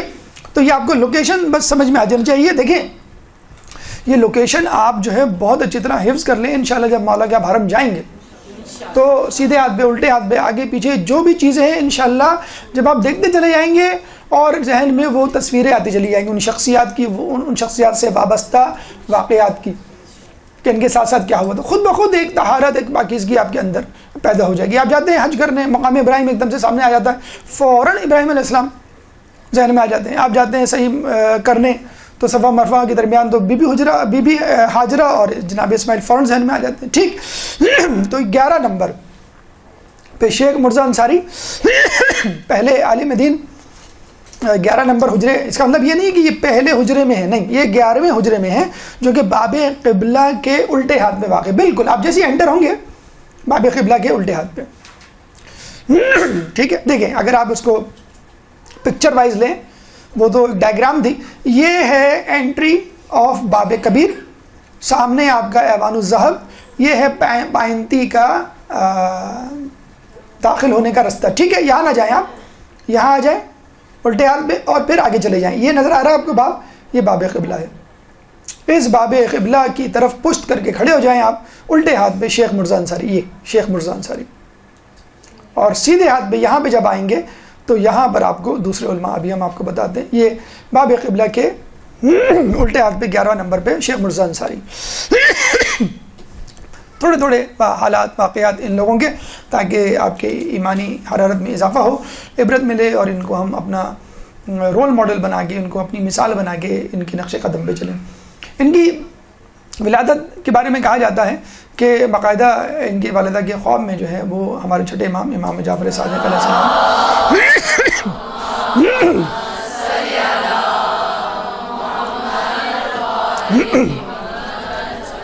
آئے اور آپ کے ہاتھ میں تالائی قرآن، سونے کا قرآن جو ہے وہ دے کے چلے گئے. تو آپ کے والدین جو ہے وہ سمجھ گئے کہ ہمارے گھر میں کسی بہت ہی محترم شخصیت کی آمد ہونے والی ہے، ہمارے گھر جو اولاد ہونے والی ہے وہ بہت ہی نام روشن کرے گی. یہ جو ہے وہ علاقہ، وہ شہر ہے دز پھول کے نام سے، ایران میں ہے. اور یہاں اس شہر کی خوبی یہ ہے کہ اس شہر میں عربی اور فارسی دونوں زبانوں کے بولنے والے پائے جاتے ہیں. یعنی جیسے ملتان کے بارے میں غالباً کہا جاتا ہے کہ وہاں پہ جو ہے وہ سرائکی ہے، that is the combination of Punjabi اور پشتو. تو یہاں پہ جو بولی جاتی ہے اس میں عربی کے الفاظ بھی ہیں، فارسی کے الفاظ بھی ہیں. تو یہ ان کو ایڈوانٹیج رہا کہ انہوں نے شروع سے جو ہے فارسی پہ بھی ملکہ حاصل رہا ان کو، اور عربی پہ بھی. کہتے ہیں دز پھول. اچھا، کہتے ہیں کہ جب یہ جانے لگے ایران سفر پہ، علمی سفر پہ، تو ان کے والدہ نے روکا اور بہت روئی دھوئی. لیکن بعد میں یہ فیصلہ ہوا کہ چلے بھائی ہم استخارہ کر لیتے. تو استخارہ جب کیا تو جو آیت اتری تھی وہ تھی وَأَوْحَيْنَا إِلَىٰ أُمِّ مُوسَىٰ، کہ اللہ تعالیٰ نے موسیٰ کی ماں کو وحی کی کہ تم اس بچے کو دودھ پلاؤ، اور جب تم خوف محسوس کرو تو اس بچے کو دریا کے سپرد کر دو. انشاءاللہ یہ بچہ تمہیں واپس اللہ پلٹائے گا، اور یہ بچہ مرسلین یعنی رسولوں میں سے ہوگا.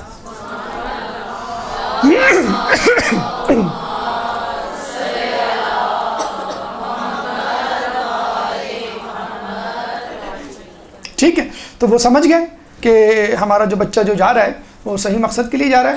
اور کہتے ہیں کہ تقریباً انہوں نے 22 سال ایران میں گزارے تھے. 22 سال. اچھا، یہ گئے تھے زیارت کے لیے، لیکن جب زیارت کے لیے گئے تو لوگوں نے پکڑ لیا ان کو، انہیں ہم نہیں جانے دیں گے. آپ رشتہ دار پکڑ لیتے نا کسی اہم شخصیت، اچھی پیاری شخصیت کو، نہیں ہم آپ کو نہیں جانے دیں گے. پکڑ لیا ہم آپ کو نہیں جانے دیں گے. کیوں؟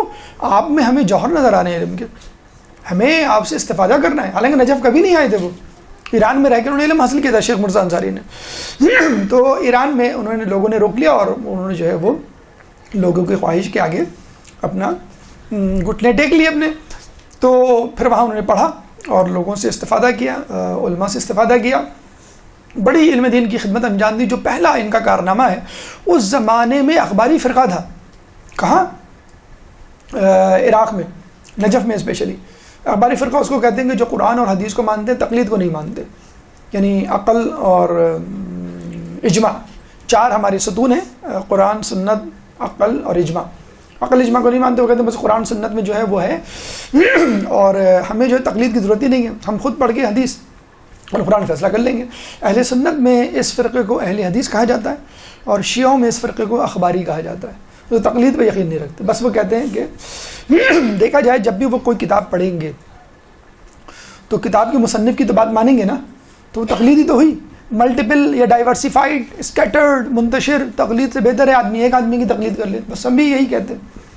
تو اخباری فرقے کی انہوں نے رد کی. ان کا انداز یہ ہوا کرتا تھا کہ وہ مفروضی مسائل، ہائپوتھیٹیکل مسائل پیش کرتے تھے بھئی ایک شخص ہے جو ہے وہ گھر آتا ہے, اس نے آفس میں جو ہے وہ وضو کیا تھا, گھر آ کے اس کو پتہ چلتا ہے کہ نماز کا وقت ہو گیا, اب وہ سوچ رہا ہے کیا کرے, وضو کرے نہ کرے. ایک ہائپوتھیٹیکل آپ نے بنایا نا, حقیقی مسئلہ تو نہیں, آپ نے ایسے بنا دیا. تو وہ ہائپوتھیٹیکل بہت سارے مسائل بناتے تھے اور لوگوں کے سامنے رکھتے تھے اور پھر لوگ اس کو حل کیا کرتے تھے. اچھا, ارسطو کے بارے میں بھی یہی کہا جاتا ہے, وہ آتا تھا, بیٹھتا تھا, کلاس ولاس نہیں لیتا تھا, نہ کوئی کتاب دیتا تھا, بس آگے آگے ایسے ہی بیٹھ جایا کرتا تھا اور بیٹھ کے کہتا تھا کہ میرے ذہن میں ایک سوال آ رہا ہے, کس کا کیا جواب ہوگا, بتاؤ تم لوگ, بتاؤ تم بتاؤ, تم بتاؤ تم بتاؤ. وہ اس چکر میں, اور لوگ کہتے تھے یہ ٹائم پاس کرنے کے لیے آئے, میں پڑھا پڑھا نہیں ہے, درس کی تیاری نہیں کی ہے. لمز میں بھی ایک استاد کو نکالا گیا ہے ابھی اسی اسٹائل کی بنیاد پر کہ آپ کیا ارسطو بننے جائے ہیں, ہود بھوئے جائے غالباً ان کا نام ہے. تو وہ وہاں بیٹھے, وہ بھی اس طرح انہوں نے اسٹائل شروع کر دیا, انہوں نے بھی جو ہے وہ ٹاپک نہیں بتایا, نہ وہ سلیبس کچھ نہیں, بس اس طرح آگے بیٹھ کے انہوں نے پڑھنا شروع کیا. خیر پڑھا تو رہے تھے لیکن لوگوں نے کہا نہیں ہمیں نہیں چاہیے. بہرحال ارسطو کا یہ انداز تھا, اور یہ شیخ مرزا انصاری کا بھی اسٹائل تھا کہ آگے بھائی سوال دے دیا, بھائی بتاؤ اس کا جواب. لوگ لگے ہوئے ہیں کہ بھائی فلاں اصول قوانین کے تحت, فلاں اصول کے تحت یہ ہوگا یہ ہوگا. پھر آخر میں وہ تمام کی باتیں سن کے تم نے صحیح کہا, تم نے تقریباً صحیح کہا, تم نے تھوڑا سا صحیح کہا, دیکھو اس کا جواب یہ ہے, قرآن میں یہ لکھا ہے, اور سننا وہ پورا اور بہت ہی انٹرسٹنگ وے میں. اور کہتے ہیں کہ توضیح, آپ میں سے اگر کوئی توضیح پڑھاتا ہے یا کوئی مسائل پڑھاتا ہے, اس کا طریقہ یہی ہے, کبھی بھی ٹرمینالوجی کو انٹروڈیوس نہ کروائیں. کبھی بھی ٹرمینالوجی کو مثلاً آپ نے کہا کہ دیکھیں اس میں جو ہے وہ اس کا جو ہے فتویٰ جو ہے عمل کرنا پڑے گا آپ کو, اور اگر آپ کو فلاں علم مل جاتا ہے تو آپ اس کے فتوے پہ عمل کر لیں. سمجھ میں آ گیا, ہاں کوئی مسئلہ تھوڑی ہے, اس کو احتیاط واجب کہتے ہیں. اور آپ نے پہلے ہی بتا دیا احتیاط واجب کسے کہتے ہیں, تو آپ پریشان ہو جائیں گے آپ. تو مفروضی مسائل اور ان کا حل, اس طرح وہ لے کے جو ہے وہ اپنے درس کو چلتے تھے. رسائل مقاصد, بہت کتابیں لکھی. رسائل مقاصد 2 کتابیں ہیں جو کہ حوزہ علم میں پڑھائی جاتی ہیں. حوزہ علم میں تقریباً 15-20 کتابیں تو پڑھائی جاتی ہوں گی, ٹھیک ہے, جن کو پڑھ کے آپ درس خارج میں جاتے ہیں. 13ویں سال 14ویں سال رسائل مقاصد پڑھائی جاتی ہے. 15ویں سال کفایہ پڑھائی جاتی ہے. کفایہ پڑھنے کے بعد کافی, کافی کا مطلب ہے درس خارج میں جانے کے لیے کافی. اب آپ ریسرچ کریں, ٹھیک ہے, اب آپ پڑھیں. ابھی تک تو آپ مقدمات پڑھ رہے تھے. تو کسی عالم کی کتاب درس حوزے کے سلیبس میں ہونا بہت بڑی بات سمجھی جاتی ہے. تو ان کی 2 کتابیں حوزے کی زینت بن چکی ہیں, شیخ مرزا انصاری, رسائل اور مقاصد.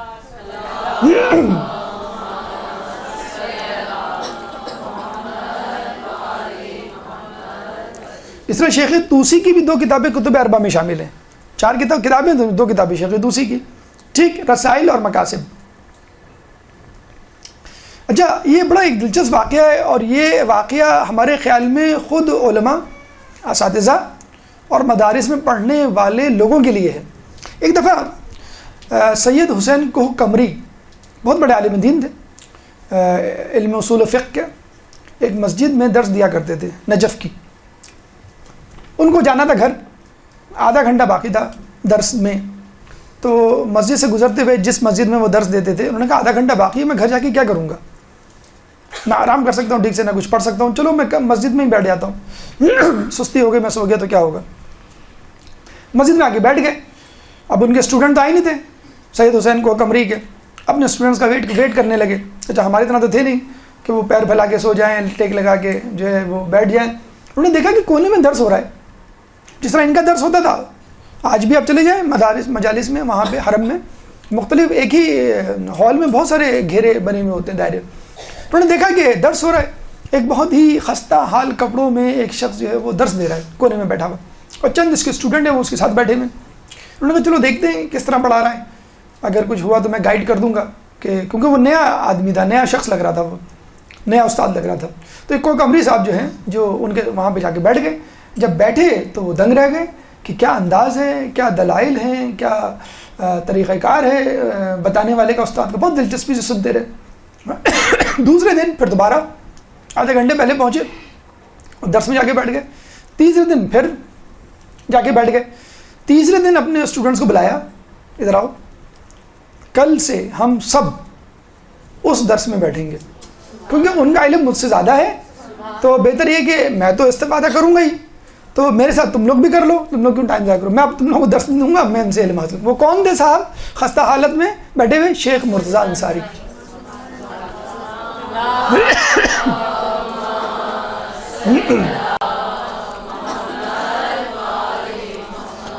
تو ہمیں جسے کہتے ہیں نا کہ جب آدمی تھوڑا سا علم حاصل کرتا ہے تکبر آ جاتا ہے.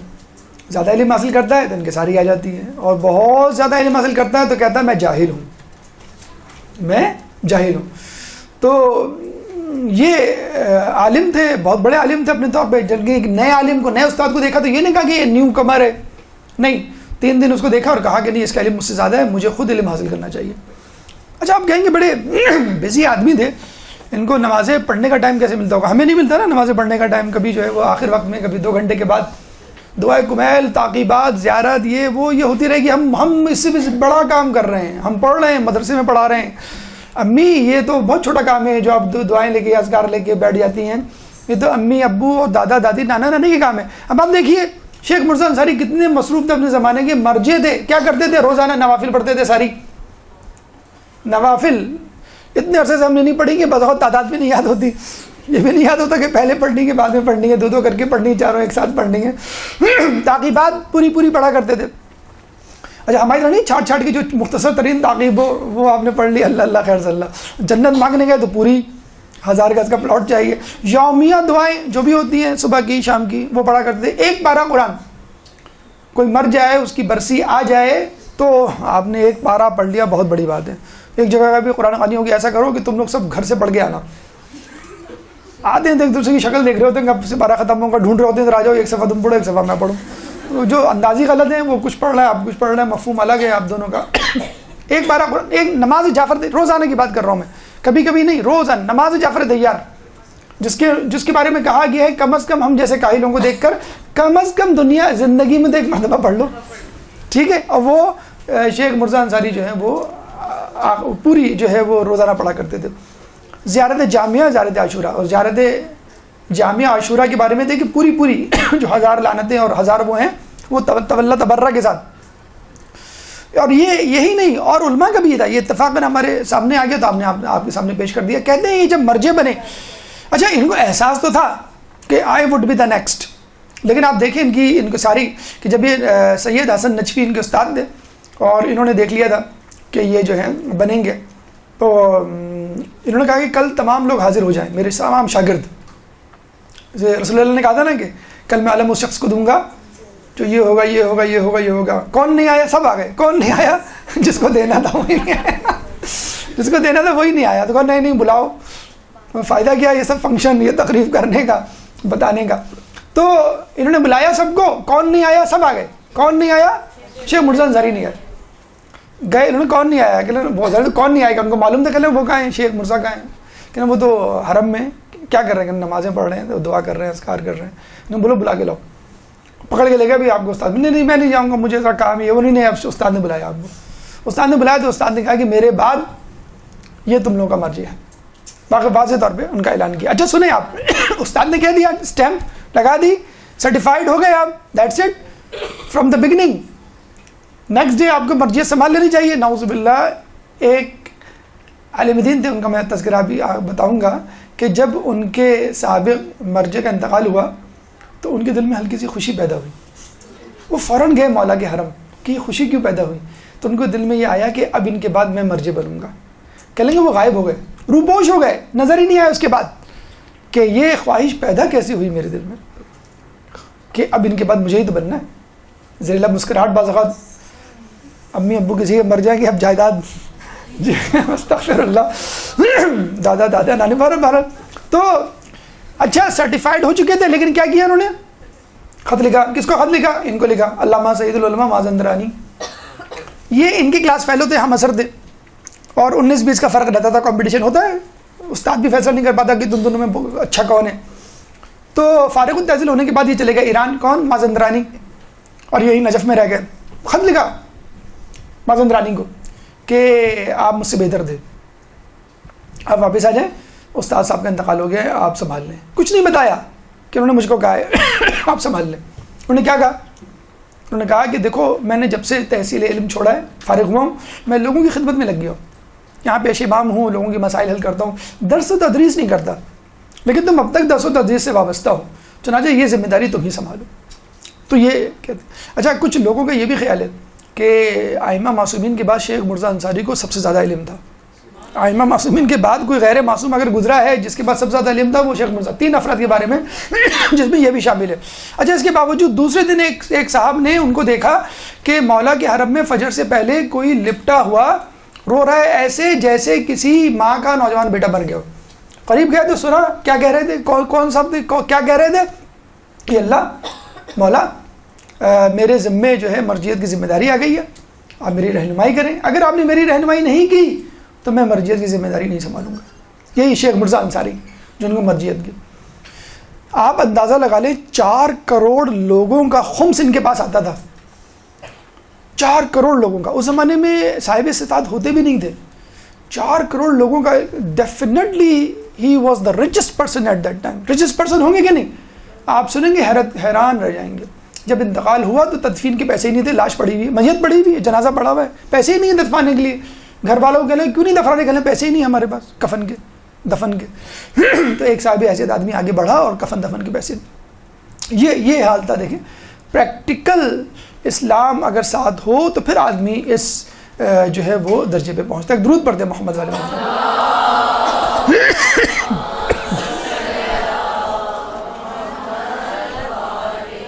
شیخ محمد حسین نوری 1254 ان کا ولادت. 11 نمبر ہجری سے تھوڑا سا آپ آگے جائیں گے تو آپ کو نظر آئیں گے. یعنی آپ باب قبلہ کی الٹی ہاتھ پہ تو آپ نے دیکھ لیا شیخ مرزا انصاری. اب آپ سیدھے ہاتھ پہ یہاں پہ یہ جو جگہ ہے یہ ہے غالباً یہ چھپ گیا ہے. یہ 1254 ٹھیک ہے. باب قبلہ کے دائیں جانب کہتے ہیں کہ جب یہ 10 سال کی عمر میں بیمار پڑے تو یہ اور ان کے ماں باپ اور عزیز و اقربا تمام کے تمام مایوس ہو چکے تھے, اب یہ نہیں بچیں گے.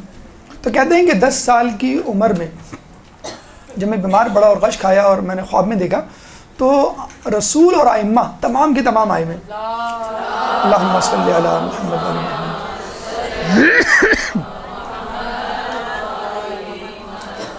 امام زمانے نے مجھے جام پیش کیا اور کہا اس کو پیو, اور یہ کہا کہ تم اس بیماری میں نہیں مرو گے اور طویل عمر پاؤ گے. اور پھر کہیں کہ 60 سال سے زیادہ کی ان کی عمر پائی اور انہوں نے کیا کیا کارنامے کارہائے انجام دیے. آپ دیکھیے ایک کتاب جو ان کا کارنامہ مستدرک الوسائل سمجھی جاتی ہے, 1,23,000 حدیثیں اس میں موجود ہیں. چیپٹر وائز وسائل الشیعہ کی طرز پہ لکھی ہوئی کتاب, لیکن چیپٹر وائز ہے. آخری جو چیپٹر ہے انہوں نے جو ہے وہ خاتمہ مستدرک المسائل اس کا نام لکھا ہے. باقاعدہ الگ سے کتاب بھی دستیاب ہے. انہوں نے طریقہ لکھا ہے حدیثوں کو پڑھنے کا, کھنگالنے کا, جانچنے کا اور ان سے استنباط کرنے کا. ایک کتاب ہے نجم الثاقب امام زمانہ کے حالات پر. ایک کتاب ہے لؤلؤ والمرجان, اس کو آپ اردو میں پڑھ لیے گا, آداب اہل منبر. ہمارے ہندوستان کے ایک عالم تھے, وہ گئے تھے نجف اور ان سے کہا کہ بھائی ہندوستان میں یہ ہو رہا ہے, مطلب یہ جو ابھی ہو رہا ہے وہ بہت پہلے سے ہو رہا تھا, کہ یہ ہو رہا ہے, یہ خرافات, یہ چیزیں ہیں, آپ کچھ کریں. اور وہاں کے جو ہے وہ کچھ خطبہ اور ذاکرین جو ہیں وہ انصاف نہیں کر رہے ممبر سے. تو انہوں نے تمام اپنی مصرفیات ترک کی اور کتاب لکھی لؤلؤ والمرجان فی افادۃ الذاکرین, اس طرح کر کے پورا ایک لمبا اس کا نام ہے, لیکن بہرحال آداب اہل منبر کے نام سے مل جائے گی. انہوں نے بہت اچھی, جو لوگ ذاکرین کی فہرست میں ہیں, ذاکرات بننا چاہتے ہیں اور اہل منبر ہیں, استاد ہیں, ان سب کے لیے یہ کتاب بہت ضروری ہے. اور انہوں نے بتایا ہے کہ کس طرح کی احتیاطیں برتنی چاہیے اس شعبے میں, اس میدان میں. اس کو ایک بزنس یا کمرشل شعبہ نہیں بنانا چاہیے. تو یہ ان کی کتابیں ہیں. ایک بات جو مستدرک الوسائل کے حوالے سے ہمیں کہنا ہے, آخوند خراسانی. آخوند خراسانی شاگرد تھے شیخ مرزا انصاری کے, ٹھیک ہے. اور شیخ مرزا انصاری کی 2 کتابیں حوزے میں پڑھائی جاتی ہیں, رسائل مقاصد. اس کے بعد جو آخری کتاب پڑھائی جاتی ہے وہ ہے کفایہ. وہ کس کی لکھی ہوئی ہے؟ آخوند خراسانی کی. یہ جو سامنے آپ کے بیٹھے آخری کتاب جس کو پڑھ کر کافی ہوتا ہے, یعنی آپ درس غالب میں جا سکتے ہیں, یہ ہے آخوند خراسانی کی, جو کہ شاگرد تھے شیخ مرزا انصاری کے. تو شیخ مرزا انصاری کا یہ احسان ہے کہ 3 کتابیں ڈائریکٹلی انڈائریکٹلی انہی سے وابستہ ہیں. آخوند خراسانی کے بارے میں کہا جاتا ہے کہ ایک دفعہ وہ محفل میں درس دے رہے تھے اور اصول فقہ اور فقہ کے بارے میں گفتگو کر رہے تھے, اور پھر بات چلی کہ ایک محدث کو، ایک فقیہ کو احتیاط کرنی چاہیے، تو انہوں نے کہا کہ ٹھیک ہے، بہت اچھی بات ہے، احتیاط کرنی چاہیے، لیکن میں یہ کہتا ہوں کہ فقیہ مستدرک الوسائل پڑھے بغیر استنباط کر ہی نہیں سکتا۔ اتنی بڑی بات کس کی؟ احمد خراسانی کی، کہ اگر ایک محدث، ایک فقیہ جو ہے وہ مسائل کو فارمولیٹ کر رہا ہے، اس کو لکھ رہا ہے، تو ضروری ہے جتنی کتابیں پڑھے بہت اچھی بات ہے، لیکن مستدرک الوسائل ضرور پڑھے۔ اتنی جو ہے وہ اہم اور مستند اور بہترین کتاب۔ اس بارے میں ایک بڑا عجیب واقعہ ہم نے پڑھا، اور یہ واقعہ آپ کو وہیں مل جائے گا آداب اہل منبر میں، دیباچے میں انہوں نے اپنا روٹین ڈسکس کیا ہے۔ اچھا، ان کا بھی روٹین میں نے بتایا کہ یہی تھا کہ وہ فجر سے پہلے چلے جاتے تھے اور چراغ جلانے میں خادموں کی مدد کیا کرتے تھے، اور پھر وہاں پہ پڑھا کرتے تھے، پھر واپس آ کے اپنے گھر میں تمام کام شروع کیا کرتے تھے۔ ان کے 2 شاگرد تھے، ان میں ایک شاگرد تھے شیخ عباس قمی، جو ابھی آپ کے سامنے ہیں۔ تو ایک جملہ میں نے پڑھا اور یقین کریے کہ واقعی ایسا جملہ ہے کہ آدمی کی جو ہے وہ دل سے دہائی نکلے اور آدمی بہت افسوس کا اظہار کرے۔ ان کی اپنی تو بہت ہی خستہ حالت تھی، لیکن وہ یہ کہتے ہیں شیخ محدث نوری کی کہ میری تمام عمر گزر گئی، مجھے خواہش ہی رہی کہ کاش کوئی شخص آتا اور یہ کہتا کہ مولانا صاحب آپ چھوڑیں، یہ جو 2 بچے بیٹھے ہوئے ہیں ان کی حالت کو بہتر کرنے کے لیے میرے پاس سے کچھ پیسے ہیں، یہ رکھ لیں آپ، یہ جو حدیثیں لکھ رہے ہیں، میری ہیلپ کر رہے ہیں، ان کو ہی کوئی پیسے دے کے چلا جائے۔ تو خدا را آپ میں سے جو صاحب حیثیت ہیں، علماء کرام، تبلیغ دین میں اپنا حصہ دینے والے افراد پہ نگاہ رکھیے، بہت ضروری ہے۔ اگر ایک عالم دین جو ہے وہ معاشیات کے مسائل سے فارغ نہیں ہوگا تو وہ کیسے آگے بڑھے گا؟ ایک عالم دین جو ہے وہ نماز پڑھا رہے تھے، نماز پڑھا کے ختم کی، انہوں نے کہا کہ کچھ دنوں سے آپ بڑی مختصر سی سورہ پڑھا رہے ہیں، پہلے تو بڑی آپ اچھی لہن میں اور بڑی بڑی سورہ پڑھا کرتے تھے، کہ نا آج کل میں ذرا مسائل کا شکار ہوں، معاشی مسائل کا شکار ہوں، اس لیے میں بہت زیادہ توجہ نہیں دے پاتا۔ تو جب تک یہ شہریہ جو ہمارے مدارس اور حوزے رکھتے ہیں شہریہ، وہ اسی لیے شہریہ رکھا جاتا ہے کہ آپ کوئی جاب نہ کریں، آپ فقط پڑھنے پڑھانے سے وابستہ رہیں۔ تو وہی کہتے ہیں کہ مجھے یہ خواہش رہی کہ کاش کوئی آتا، میرے لیے نہیں تو کم از کم ان 2 بچوں کے لیے، جس میں شیخ عباس قمی بھی شامل تھے، آتا اور ان کے لیے کچھ دے کے چلا جاتا۔ اب آئیے، شیخ عباس قمی اور محدث نوری استاد شاگرد ایک ہی حجرے میں ہیں، 15 نمبر آپ نے ابھی پڑھا، محدث نوری کا حجرہ بھی 15 نمبر ہے، اور شیخ عباس قمی جو ان کے شاگرد تھے، ان کا زیادہ تر وقت وہاں گزرا ہے ایران میں، لیکن دفن ہی اپنے استاد کے ساتھ ہوئے، شاید ان کی خواہش تھی۔ 1294 ہجری ان کا سن ہے، پیدا ہوئے۔ شیخ عباس قمی دیکھیں، ان کو بھی لوکیٹ کرنا کوئی ایسا مشکل کام نہیں ہے، یہی ہم نے کہا، ابھی ہم وہیں باب قبلہ ہی کی طرف ہیں، الٹے ہاتھ پہ شیخ مرزا انصاری اور سیدھے ہاتھ پہ ہم نے محدث نوری اور ان کے شاگرد شیخ عباس قمی کو دیکھ لیا۔ شیخ عباس قمی اور مفاتیح الجنان کو سپریٹ کرنا ناممکن ہے، جیسے مفاتیح کا نام آتا ہے، شیخ عباس قمی کا نام آتا ہے، قمی کا نام آتا ہے، مفاتیح کا، قمی کا لفظ بول دیا جائے تو شیخ عباس قمی ذہن میں آتا ہے، حالانکہ قمی کا مطلب ہے قم کا رہنے والا، قم میں تو ہزاروں اور لاکھوں جو ہے علماء گزرے۔ تو یہ بھی ایک بہت بڑی بات ہے کہ اردبیلی کا نام آئے تو مقدس اردبیلی آپ کے ذہن میں آئیں گے، حائری کا نام آئے، نائینی کا نام آئے، یا الجزائری کا نام آئے تو بس وہ شہر ان کے نام جو ہے وہ ہو جاتا ہے۔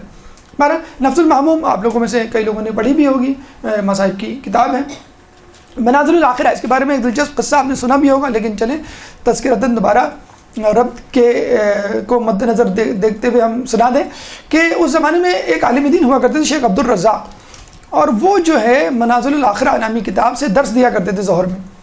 اسی مسجد میں شیخ عباس قمی کے والد کربلائی صاحب جایا کرتے تھے اور ان کا درس سنتے تھے، بہت شوق سے سنتے تھے، اور اکثر آگے کہا کرتے تھے کہ بیٹا تم بھی ایسی کتاب لکھ لیتے، یعنی تم کو میں اتنا پڑھتا ہوا لکھتا دیکھتا ہوں صبح سے شام، تم بھی ایسی کتاب لکھ دے اور اسی طرح درس دے دے۔ باپ کا خون بڑھ جاتا ہے نا اپنے بیٹے کو پیروں پہ کھڑا دیکھ کر، تو اگر بیٹا ممبر پہ بیٹھا ہو کہیں درس دے رہا ہو تو اور بھی خوش ہوتا آدمی، عالم دین ہے، تو تم بھی اگر اس طرح درس دیتے، کتاب لکھتے کوئی، تو کیا ہی بات ہوتی۔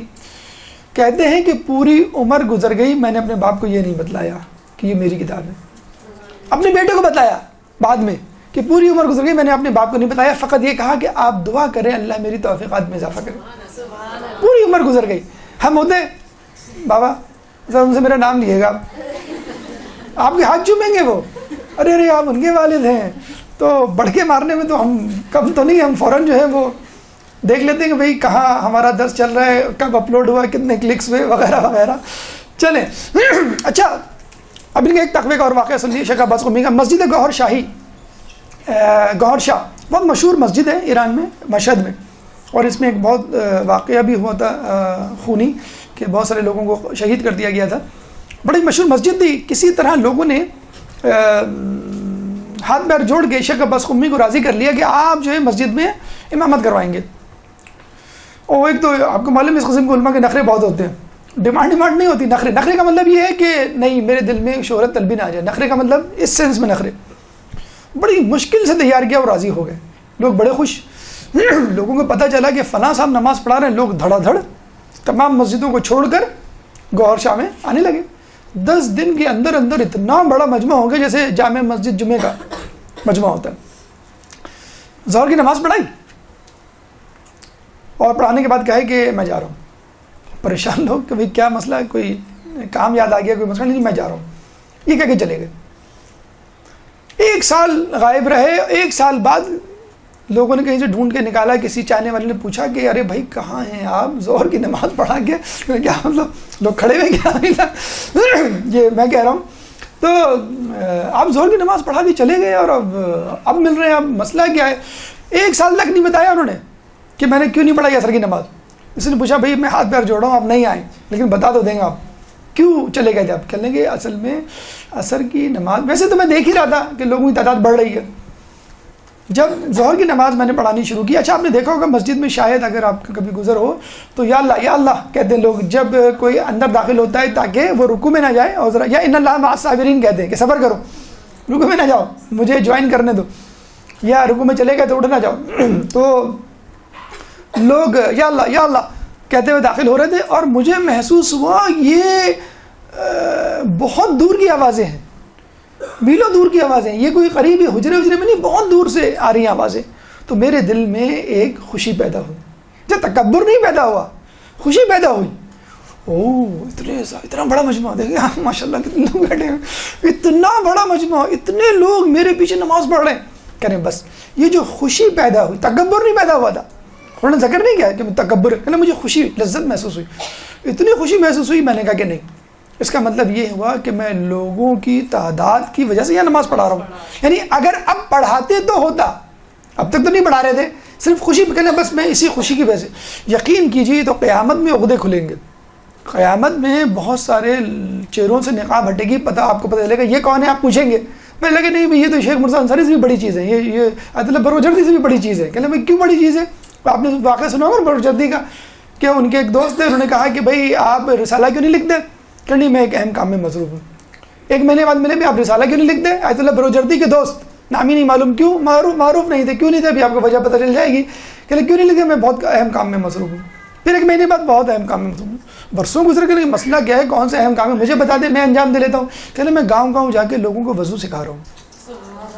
لوگوں کے وضو ہی ٹھیک نہیں ہے, میں کیا اتنی بڑی بڑی کتابیں لکھوں مرجعیت کا عہدہ, اور کوئی جانے کے لیے تیار بھی نہیں ہے. آپ کو کہا ہے گاؤں میں جا کے جو ہے وہ جوہر کا پانی پی کے لوگوں کو پڑھاؤ, کتنے لوگ جانے کے لیے تیار ہو جائیں گے مجھے بتائیں. تو کتنے آیت اللہ یقیناً لوگ کہتے ہیں کہ ان کا رتبہ آیت اللہ بروجردی سے کہیں زیادہ ہوگا. عین ممکن ہے, کیونکہ ان کو تو پھر بھی شہرت عزت مل گئی نا, مائنس ہو جائیں گے نا مارکس تھوڑے سے. ٹھیک ہے اگر آپ نہیں چاہتے وہ الگ بات ہے, لیکن تھوڑے بہت تو مائنس ہوں گے اس کی بنسبت جس کو کوئی جانتا تک نہیں ہے. اور ابھی بھی آپ کو نجف اور خب میں ایسے علماء مل جائیں گے, مجتہدین مل جائیں گے, مرجعیت کے لیول کے بھی لوگ مل جائیں گے. لوگ کہیں گے نہیں کیا ضرورت ہے رسالہ لکھنے کی. لوگ کہتے ہیں ان سے کہ بھئی ہم آپ کا رسالہ لکھوا دیں, ہم پیسے دینے نہیں, پیسے کی بات نہیں ہے, لیکن کیا ضرورت ہے کہ کوئی ہماری تقلید کرے.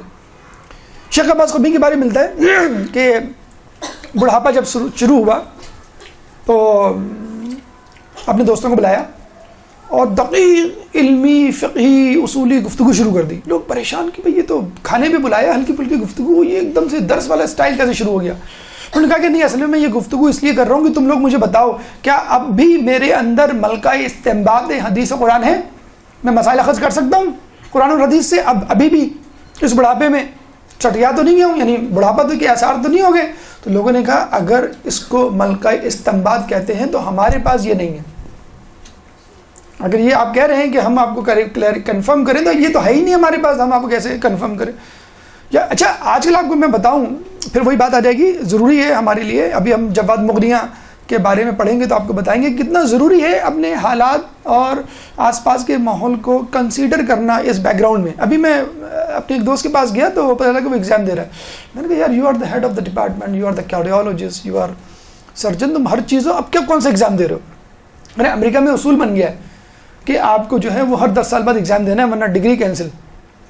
یہاں ایگزام دیے کہ بغیر ڈگری مل جاتی ہے، وہاں پہ ڈگری مل گئی ہے ہر 10 سال۔ اچھا انگلینڈ میں بھی اب شروع ہو گیا ہے، ہر 5 سال بعد ہر 10 سال بعد آپ کو MRCP جو کر لیتے ہیں ان کو ایگزام دینا ہے، کیونکہ وہ کہتے ہیں کہ بھی ہو سکتا ہے ڈاکٹر بن گئے آپ پریکٹس میں نہیں ہے، اب کس بات کا آپ نام لگا رہے ہیں اپنے آگے ڈاکٹر؟ کوئی ڈاکٹر نہیں ہے جب تک آپ پریکٹس نہ کریں، جب تک ہم آپ کو ٹیسٹیفائی نہ کریں آپ۔ تو دیکھیں یہ ہے خوف خدا، یہ خود اپنے آپ کو پیش کر رہے ہیں علماء مرجع مجتہد کہ مجھے بتاؤ کہ میں سٹیا تو نہیں کیوں، میری یادداشت کمزور تو نہیں ہو گئی، میرا علم تو کم نہیں ہو گیا؟ لوگ کہیں گے نہیں آپ کل۔ تو یہ ہے خلوص جو ہمارے حوضوں میں پایا جاتا ہے، ہمارے علماء میں، ان کے کہ ہمیں ضرورت نہیں پڑتی کہ ہم امتحان دیں یا ان کا امتحان لیں۔ ایک عجیب بات دیکھیں، لوگ کہتے ہیں ہمارے اسٹوڈنٹ کہہ لیں گے کہ سر آپ اتنے معجزات کرامات سناتے ہیں، پتہ نہیں آپ کہاں سے پڑھ لیتے، لیکن آج کل ہمارے ساتھ تو نہیں ہوتے۔ کیوں نہیں ہوتے ہمارے ساتھ عقیدہ نہیں ہے، ہمارا ایمان نہیں ہے۔ آپ دیکھیں کہ کیسے ہوتے ہیں۔ ایک دفعہ یہی شیخ عباس قمی صبح بیٹھے ہوئے تھے، رونے لگے، بچہ ان کا مدرسے جا رہا تھا۔ اب پتہ ہے باپ رونے لگے بچے کے سامنے کتنا عجیب سا لگتا ہے، کہ بابا کیا ہوا؟ کہ لگے میری آنکھیں کمزور ہو گئی، مجھے کچھ ٹھیک سے نظر نہیں آ رہا، نہ پڑھا جا رہا نہ لکھا جا رہا ہے۔ کہ بابا کوئی مسئلہ نہیں، آپ دوا ڈال لیں، سرما ڈال لیں، یہ ڈال لیں، رو کیوں رہے؟ کہ نہیں میں آنکھ کے درد کی وجہ سے نہیں رو رہا، میں اس لیے رو رہا ہوں کہ کہیں اہل بیت نے مجھے اپنی ولایت سے نکال تو نہیں دیا، کہ اپنی میں صلاحیت ہی نہیں ہے لکھنے کی یا پڑھنے کی۔ ایک دن ہمیں نہ پڑھنے کو ملے، ویکینڈ جب آتا کتنے خوش ہوتے ہیں ہم، لائٹ چلی جاتی کتنے خوش ہوتے ہیں، امی ابو ناراض ہوتے ہیں، آپ کو اچھا پڑھنے کو نہیں ملے گا، خوب جو ہے وہ گلیوں میں چکر لگا رہے ہیں، بھائی چھٹی ہے کیوں نہیں، لائٹ نہیں ہے، الحمدللہ کہ AC والے موجود ہیں کراچی کہ AC زندہ باد۔ تو وہ پریشان ہیں کہ نہیں بابا کوئی مسئلہ نہیں ہے، سب ٹھیک ہو جائے گا، بس آپ آرام کریں، ہو سکتا ہے زیادہ تھکاوٹ ہو گئی اس وجہ سے۔ وہ چلے گئے، ان کا بیٹا چلا گیا، ظہر میں واپس آیا، دیکھا بڑے مزے سے لکھنے میں مصروف ہے۔ کیا ہو گیا بابا خیریت تو ہے؟ کہ نا تمہارے جانے کے بعد میں نے اصول کافی کو اپنی آنکھوں سے لگایا، اصول کافی کو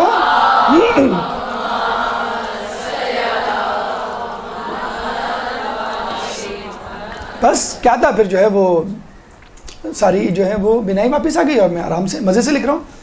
اچھا اسی طرح کا واقعہ شیخ محدث نوری اچھا نہیں نعمت اللہ جزائری کے ساتھ ہوا تھا، اس کا واقعہ بھی آگے آئے گا۔ ان کی بھی آنکھیں کمزور ہو گئی تھی چاندنی رات میں پڑھتے پڑھتے، تو وہ زیارت کے لیے گئے، ہر ائمہ کی قبر سے جو ہے وہ مٹی جمع کی اور اپنی آنکھوں پہ لگائی، ٹھیک ہو گئی۔ تو شیخ عباس قمی سے جب پوچھا گیا کہ اس میں کون سی حیرت کی بات ہے، جیسے وہی بات ہے نا آج کل کے زمانے میں لوگ سائنٹیفک ریزن معلوم کرتے ہیں، سائنس کیا کہتی ہے جناب آپ بتائیں آپ۔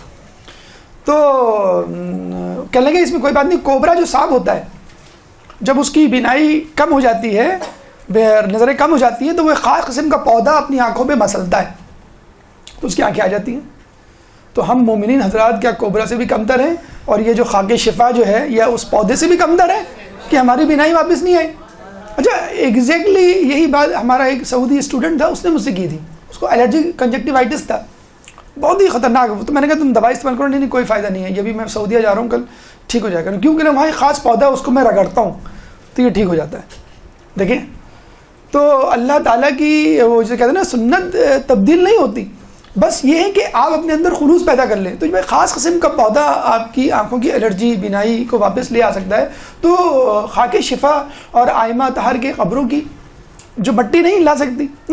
اچھا سنیے، نہ صرف کہ خاک شفا، انسان کو خود اپنے اوپر بھی کانفیڈنس ہونا چاہیے، ہم بھی تو اللہ کے ماننے والے ہیں، ہم سے بھی تو کشف و کرامات کا ظہور ہونا چاہیے، کیوں نہیں ہوتا ہوگا لیکن ہماری توجہ نہیں ہے، ہم چاہتے نہیں ہیں کہ بہت زیادہ توجہ یا بہت زیادہ جسے کہتے ہیں کہ ہم پہ ذمہ داری نہ پڑ جائے۔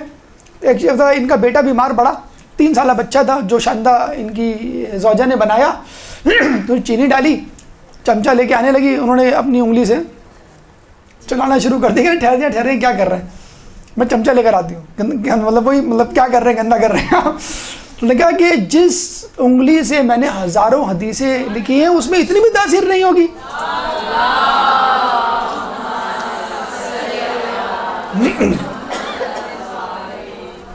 بس 5 منٹ اور دے دیں, یہ عالم اور کر لیں پھر انشاءاللہ آپ کی زحمت تمام. جواد مغنی کی 17 نمبر حجرے میں یہ دفن ہے. مطلب بس آپ دیکھیں وہی اینٹی کلاک وائز گھوم رہے ہیں. ہم 11 نمبر پہ گئے, 15 نمبر پہ گئے, پھر آپ 17 نمبر پہ گئے, 15 میں 2 آپ کو مل گئے, محدث نوری مل گئے اور شیخ عباس قمی مل گئے. اب 17 ایک حجرہ چھوڑ کر آپ شیخ جواد مغنی, یہ تھے لبنان کے, 1324 میں پیدا ہوئے, لبنان میں رہے. والدہ کا تو چند مہینے میں انتقال ہو گیا, والد کا جو ہے چند سال میں, اور بیچارے بالکل بے یار و مددگار. لیکن وہ تڑپ رہے تھے, خاندانی بیک گراؤنڈ ان کا مذہبی تھا, تو تڑپ رہے تھے کس طرح نجف آ جائیں. تو بہرحال الحمدللہ نجف آ گئے.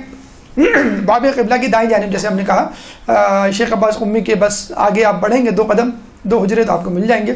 ان کا جو بڑا کارنامہ ہے وہ یہ ہے کہ انہوں نے سائنس اور اسلام کو ملایا, مغربی افکار کو پڑھا اور اس کے جوابات دیے, اور اس زمانے میں شہر شہر ملک ملک گھوم کر لوگوں کو اسلامی اتحاد کی دعوت دی. شیخ شلتوت اس زمانے میں مصر میں ہوا کرتے تھے, ان کے پاس گئے 2-3 مرتبہ, پہلے تو خط و کتابت کی اور پھر جو ہے ان کو کہا کہ آپ جو ہے وہ میرے ساتھ ملاقات کریں تو میں آپ کو بتاتا ہوں کہ ہم بھی جو ہے اسلام کا حصہ ہیں. تو یہ گئے وہاں پر اور اپنی جو ہے وہ بات کی, اور فقہ جعفریہ کو جو ہے وہ 5واں فقہ انہوں نے تسلیم کروایا اور کہا دیکھیے اتنی سی بات ہے, رسول اللہ کے بعد آپ کسی اور کو خلافت کے لاحق سمجھتے ہیں, ہم مولا علی کو سمجھتے ہیں, بس اتنی سی بات, ٹھیک. اس کے بعد ہم یہ چاہتے ہیں جس طرح مولا علی خاموش رہے کہ اسلام پارا پارا نہ ہو, ہم بھی چاہتے ہیں کہ ہم اپنی ایسی بات عوام کے سامنے, عام لوگوں کے سامنے نہ نکالیں کہ جس سے اسلامی اتحاد پارا پارا ہو. بس یہ بات جب سنی اور انہوں نے جب ریفرنسز بھی سارے پیش کیے کہ بھئی یہ دلائل ہیں جن کی بنیاد پر ہم سمجھتے ہیں مولا علی خلافت کا حق رکھتے تھے, اور آپ سمجھتے ہیں کہ وہ رکھتے تھے, ہمارے پاس بھی حدیث موجود ہے, ٹھیک ہے, لیکن ہم جو ہے وہ طریقہ کار نہیں اپنائیں گے جس سے آپ کے دل کو ٹھیس پہنچے, اور ہم اتحاد چاہتے ہیں تاکہ اپنے دشمنوں کا مقابلہ کر سکیں. جیسے اس زمانے میں منافقین کا رسول اللہ مولا چاہتے تھے کہ مقابلہ ہو جائے, یہود و نصارہ جو تیار بیٹھے تھے کہ رسول کا انتقال ہو اور ہم جو ہے وہ دھاوا بولیں. اور آپ کو معلوم ہے ابو سفیان بھی آیا تھا مولا علی کے پاس کہ تم کہو تو میں گلیوں کو مدینے کی اپنے پیادوں سے بھر دوں, لیکن انہوں نے منع کیا. تو تلوار, تو ہم بھی یہی چاہتے ہیں کہ تلوار نہ نکالیں اور کوئی ایسی بات منہ سے نہ نکالیں, تلوار تو بہت دور کی بات. تو پھر شیخ چلتوت نے باقاعدہ اناؤنس کیا کہ آپ جو ہیں وہ بہترین عالم ہیں اور آپ کی بہترین تجویز ہے, اور باقاعدہ جو ہے وہ کتاب تحریر کی اور فقہ جعفریہ کو 5واں جو ہے وہ فقہ قرار دیا. اچھا, یہ مشہور تو ہو گئے تھے بلکہ ایک عرب لیڈر کی طور پہ مشہور ہو گئے تھے. اچھا, امریکہ کی یہ عادت ہے جب بھی وہ کسی مشہور لیڈر کو دیکھتا ہے فوراً اس کو خریدنے کی کوشش کرتا ہے.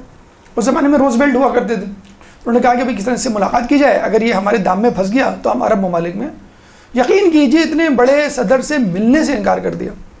ہمارے یہاں امریکی صدر آ جائے, بلکہ ہم تو بلاتے رہتے ہیں آپ انڈیا آئے, ہمارے پاس نہیں آئے, عجیب ہے, آپ نے اگنور کر دیا, اس طرح تو نہیں ہوتا. ہم تو جب ادھر رو رہے ہوتے. تو روزویلٹ نے کہا کہ بھئی میں ملنا چاہتا ہوں, انکار کر دیا کہ میں ایسے شخص سے کیوں ملاقات کروں جو اسرائیل کو اسلحہ دیتا ہے کہ وہ فلسطین میں مسلمانوں کا خون بہائیں. مجھے پتہ ہے فلسطین میں کیا اہل تشیع رہتے ہیں, سارے اہل سنت حضرات. تو اس کے باوجود جب انہوں نے یہ دیکھا تو انہوں نے کہا کہ یہ تو بہت ہی سخت آدمی ہیں, بااصول آدمی ہیں. باقاعدہ تمام عرب اخباروں میں ان کو عربی بہادر عربی کہ یہ پہلا عربی بولنے والا ہے, عرب ہے جس نے حقیقت میں جو ہے وہ بہادری کا حق ادا کیا کہ امریکی وزیر اعظم, امریکی پریزیڈنٹ سے جو ہے وہ ملنے سے انکار کر دیا. تفسیر کشاف ان کی جو ہے وہ بہت مشہور کتاب ہے. ان کی پوری جیسے میں نے کہا تھا کہ تھیم ہے, انہوں نے اس زمانے کے جو مغربی افکار ہیں اور جو سائنس ہیں ان کو پڑھا اور ثابت کرنے کی کوشش کی کہ اسلام اس سے بہت زیادہ مختلف نہیں ہے. بس آپ تھوڑی سی توجہ دیں, آپ کو پتہ چل جائے گا کہ جو چیزیں آپ پھیلا رہے ہیں, کیونکہ اس زمانے میں یہ رول تھا, یہ نظریہ پھیلایا جا رہا تھا کہ کولونزم کس طرح قبضہ کرو اور کسی طرح جو ہے حکومت کو مذہب سے الگ قرار دے دو, اور مذہب کی لینگویج الگ ہو, مذہب کے لوگ الگ ہوں, ان کا لباس الگ ہو, ان کے مدارس الگ ہوں, ان کا حکومت سے کوئی تعلق نہ ہو. تو انہوں نے یہ ثابت کیا تھا کہ نہیں, کہ مذہب اور سیاست ایک ہی چیز ہے. ان کے افکار پہ مکمل ایک مجموعہ جو ہے ادارہ نور نے شائع کیا ہے, مجموعہ آثار کے نام سے. بلا شبہ موجودہ دور کی موجودہ مغربی افکار کے حوالے سے آپ کی خدمات جو ہے وہ ہمیشہ یاد رکھی جائیں گی. فقط ہم چند ہی علماء 4 علماء کر پائیں. کوشش کریں گے کہ اگلی نشست میں باقی کا مطلب 500 نہیں، باقی کا مطلب ہے جو 12 ہم نے منتخب کیے ہیں وہ آپ کے سامنے پیش کریں. اس کے علاوہ جو ریفرنسز ہم نے بتلا دی ہیں کہ اگر آپ وہاں پہ چلے جائیں تو ان کی تمام جو ہے وہ تفصیلات اور سوانح حیات مل جائے گی. یہاں پہ بھی ہم کوشش یہی کر رہے ہیں کہ نجف سے متعلق جو ان کی خدمات ہیں یا رہائش اور قیام کے دوران جو واقعات پیش ہیں وہ آپ کے سامنے پیش کریں. اللہ تعالیٰ سے دعا ہے کہ ہمیں ان علماء کے نقش قدم پر چلنے کی توفیق عطا فرما. اللہ تعالیٰ سے دعا ہے کہ ہمیں ہمارے شب روز ان علماء جیسے بنا دے. اللہ تعالیٰ سے دعا ہے کہ ہمیں اہل بیت کی پیروی کرنے کی توفیق عطا فرما. اللہ سے دعا ہے کہ ہمیں قیامت میں اہل بیت کی شفاعت سے بہرمند فرما. اللہ سے دعا ہے کہ امام کے ظہور میں تعجیل فرما، ہمیں ان کے انصار و عوام میں شامل فرما. ربنا تقبل منا انك انت السميع العليم وتب علينا انك انت التواب الرحيم برحمتك يا ارحم الراحمين. برحمتك يا ارحم الراحمين.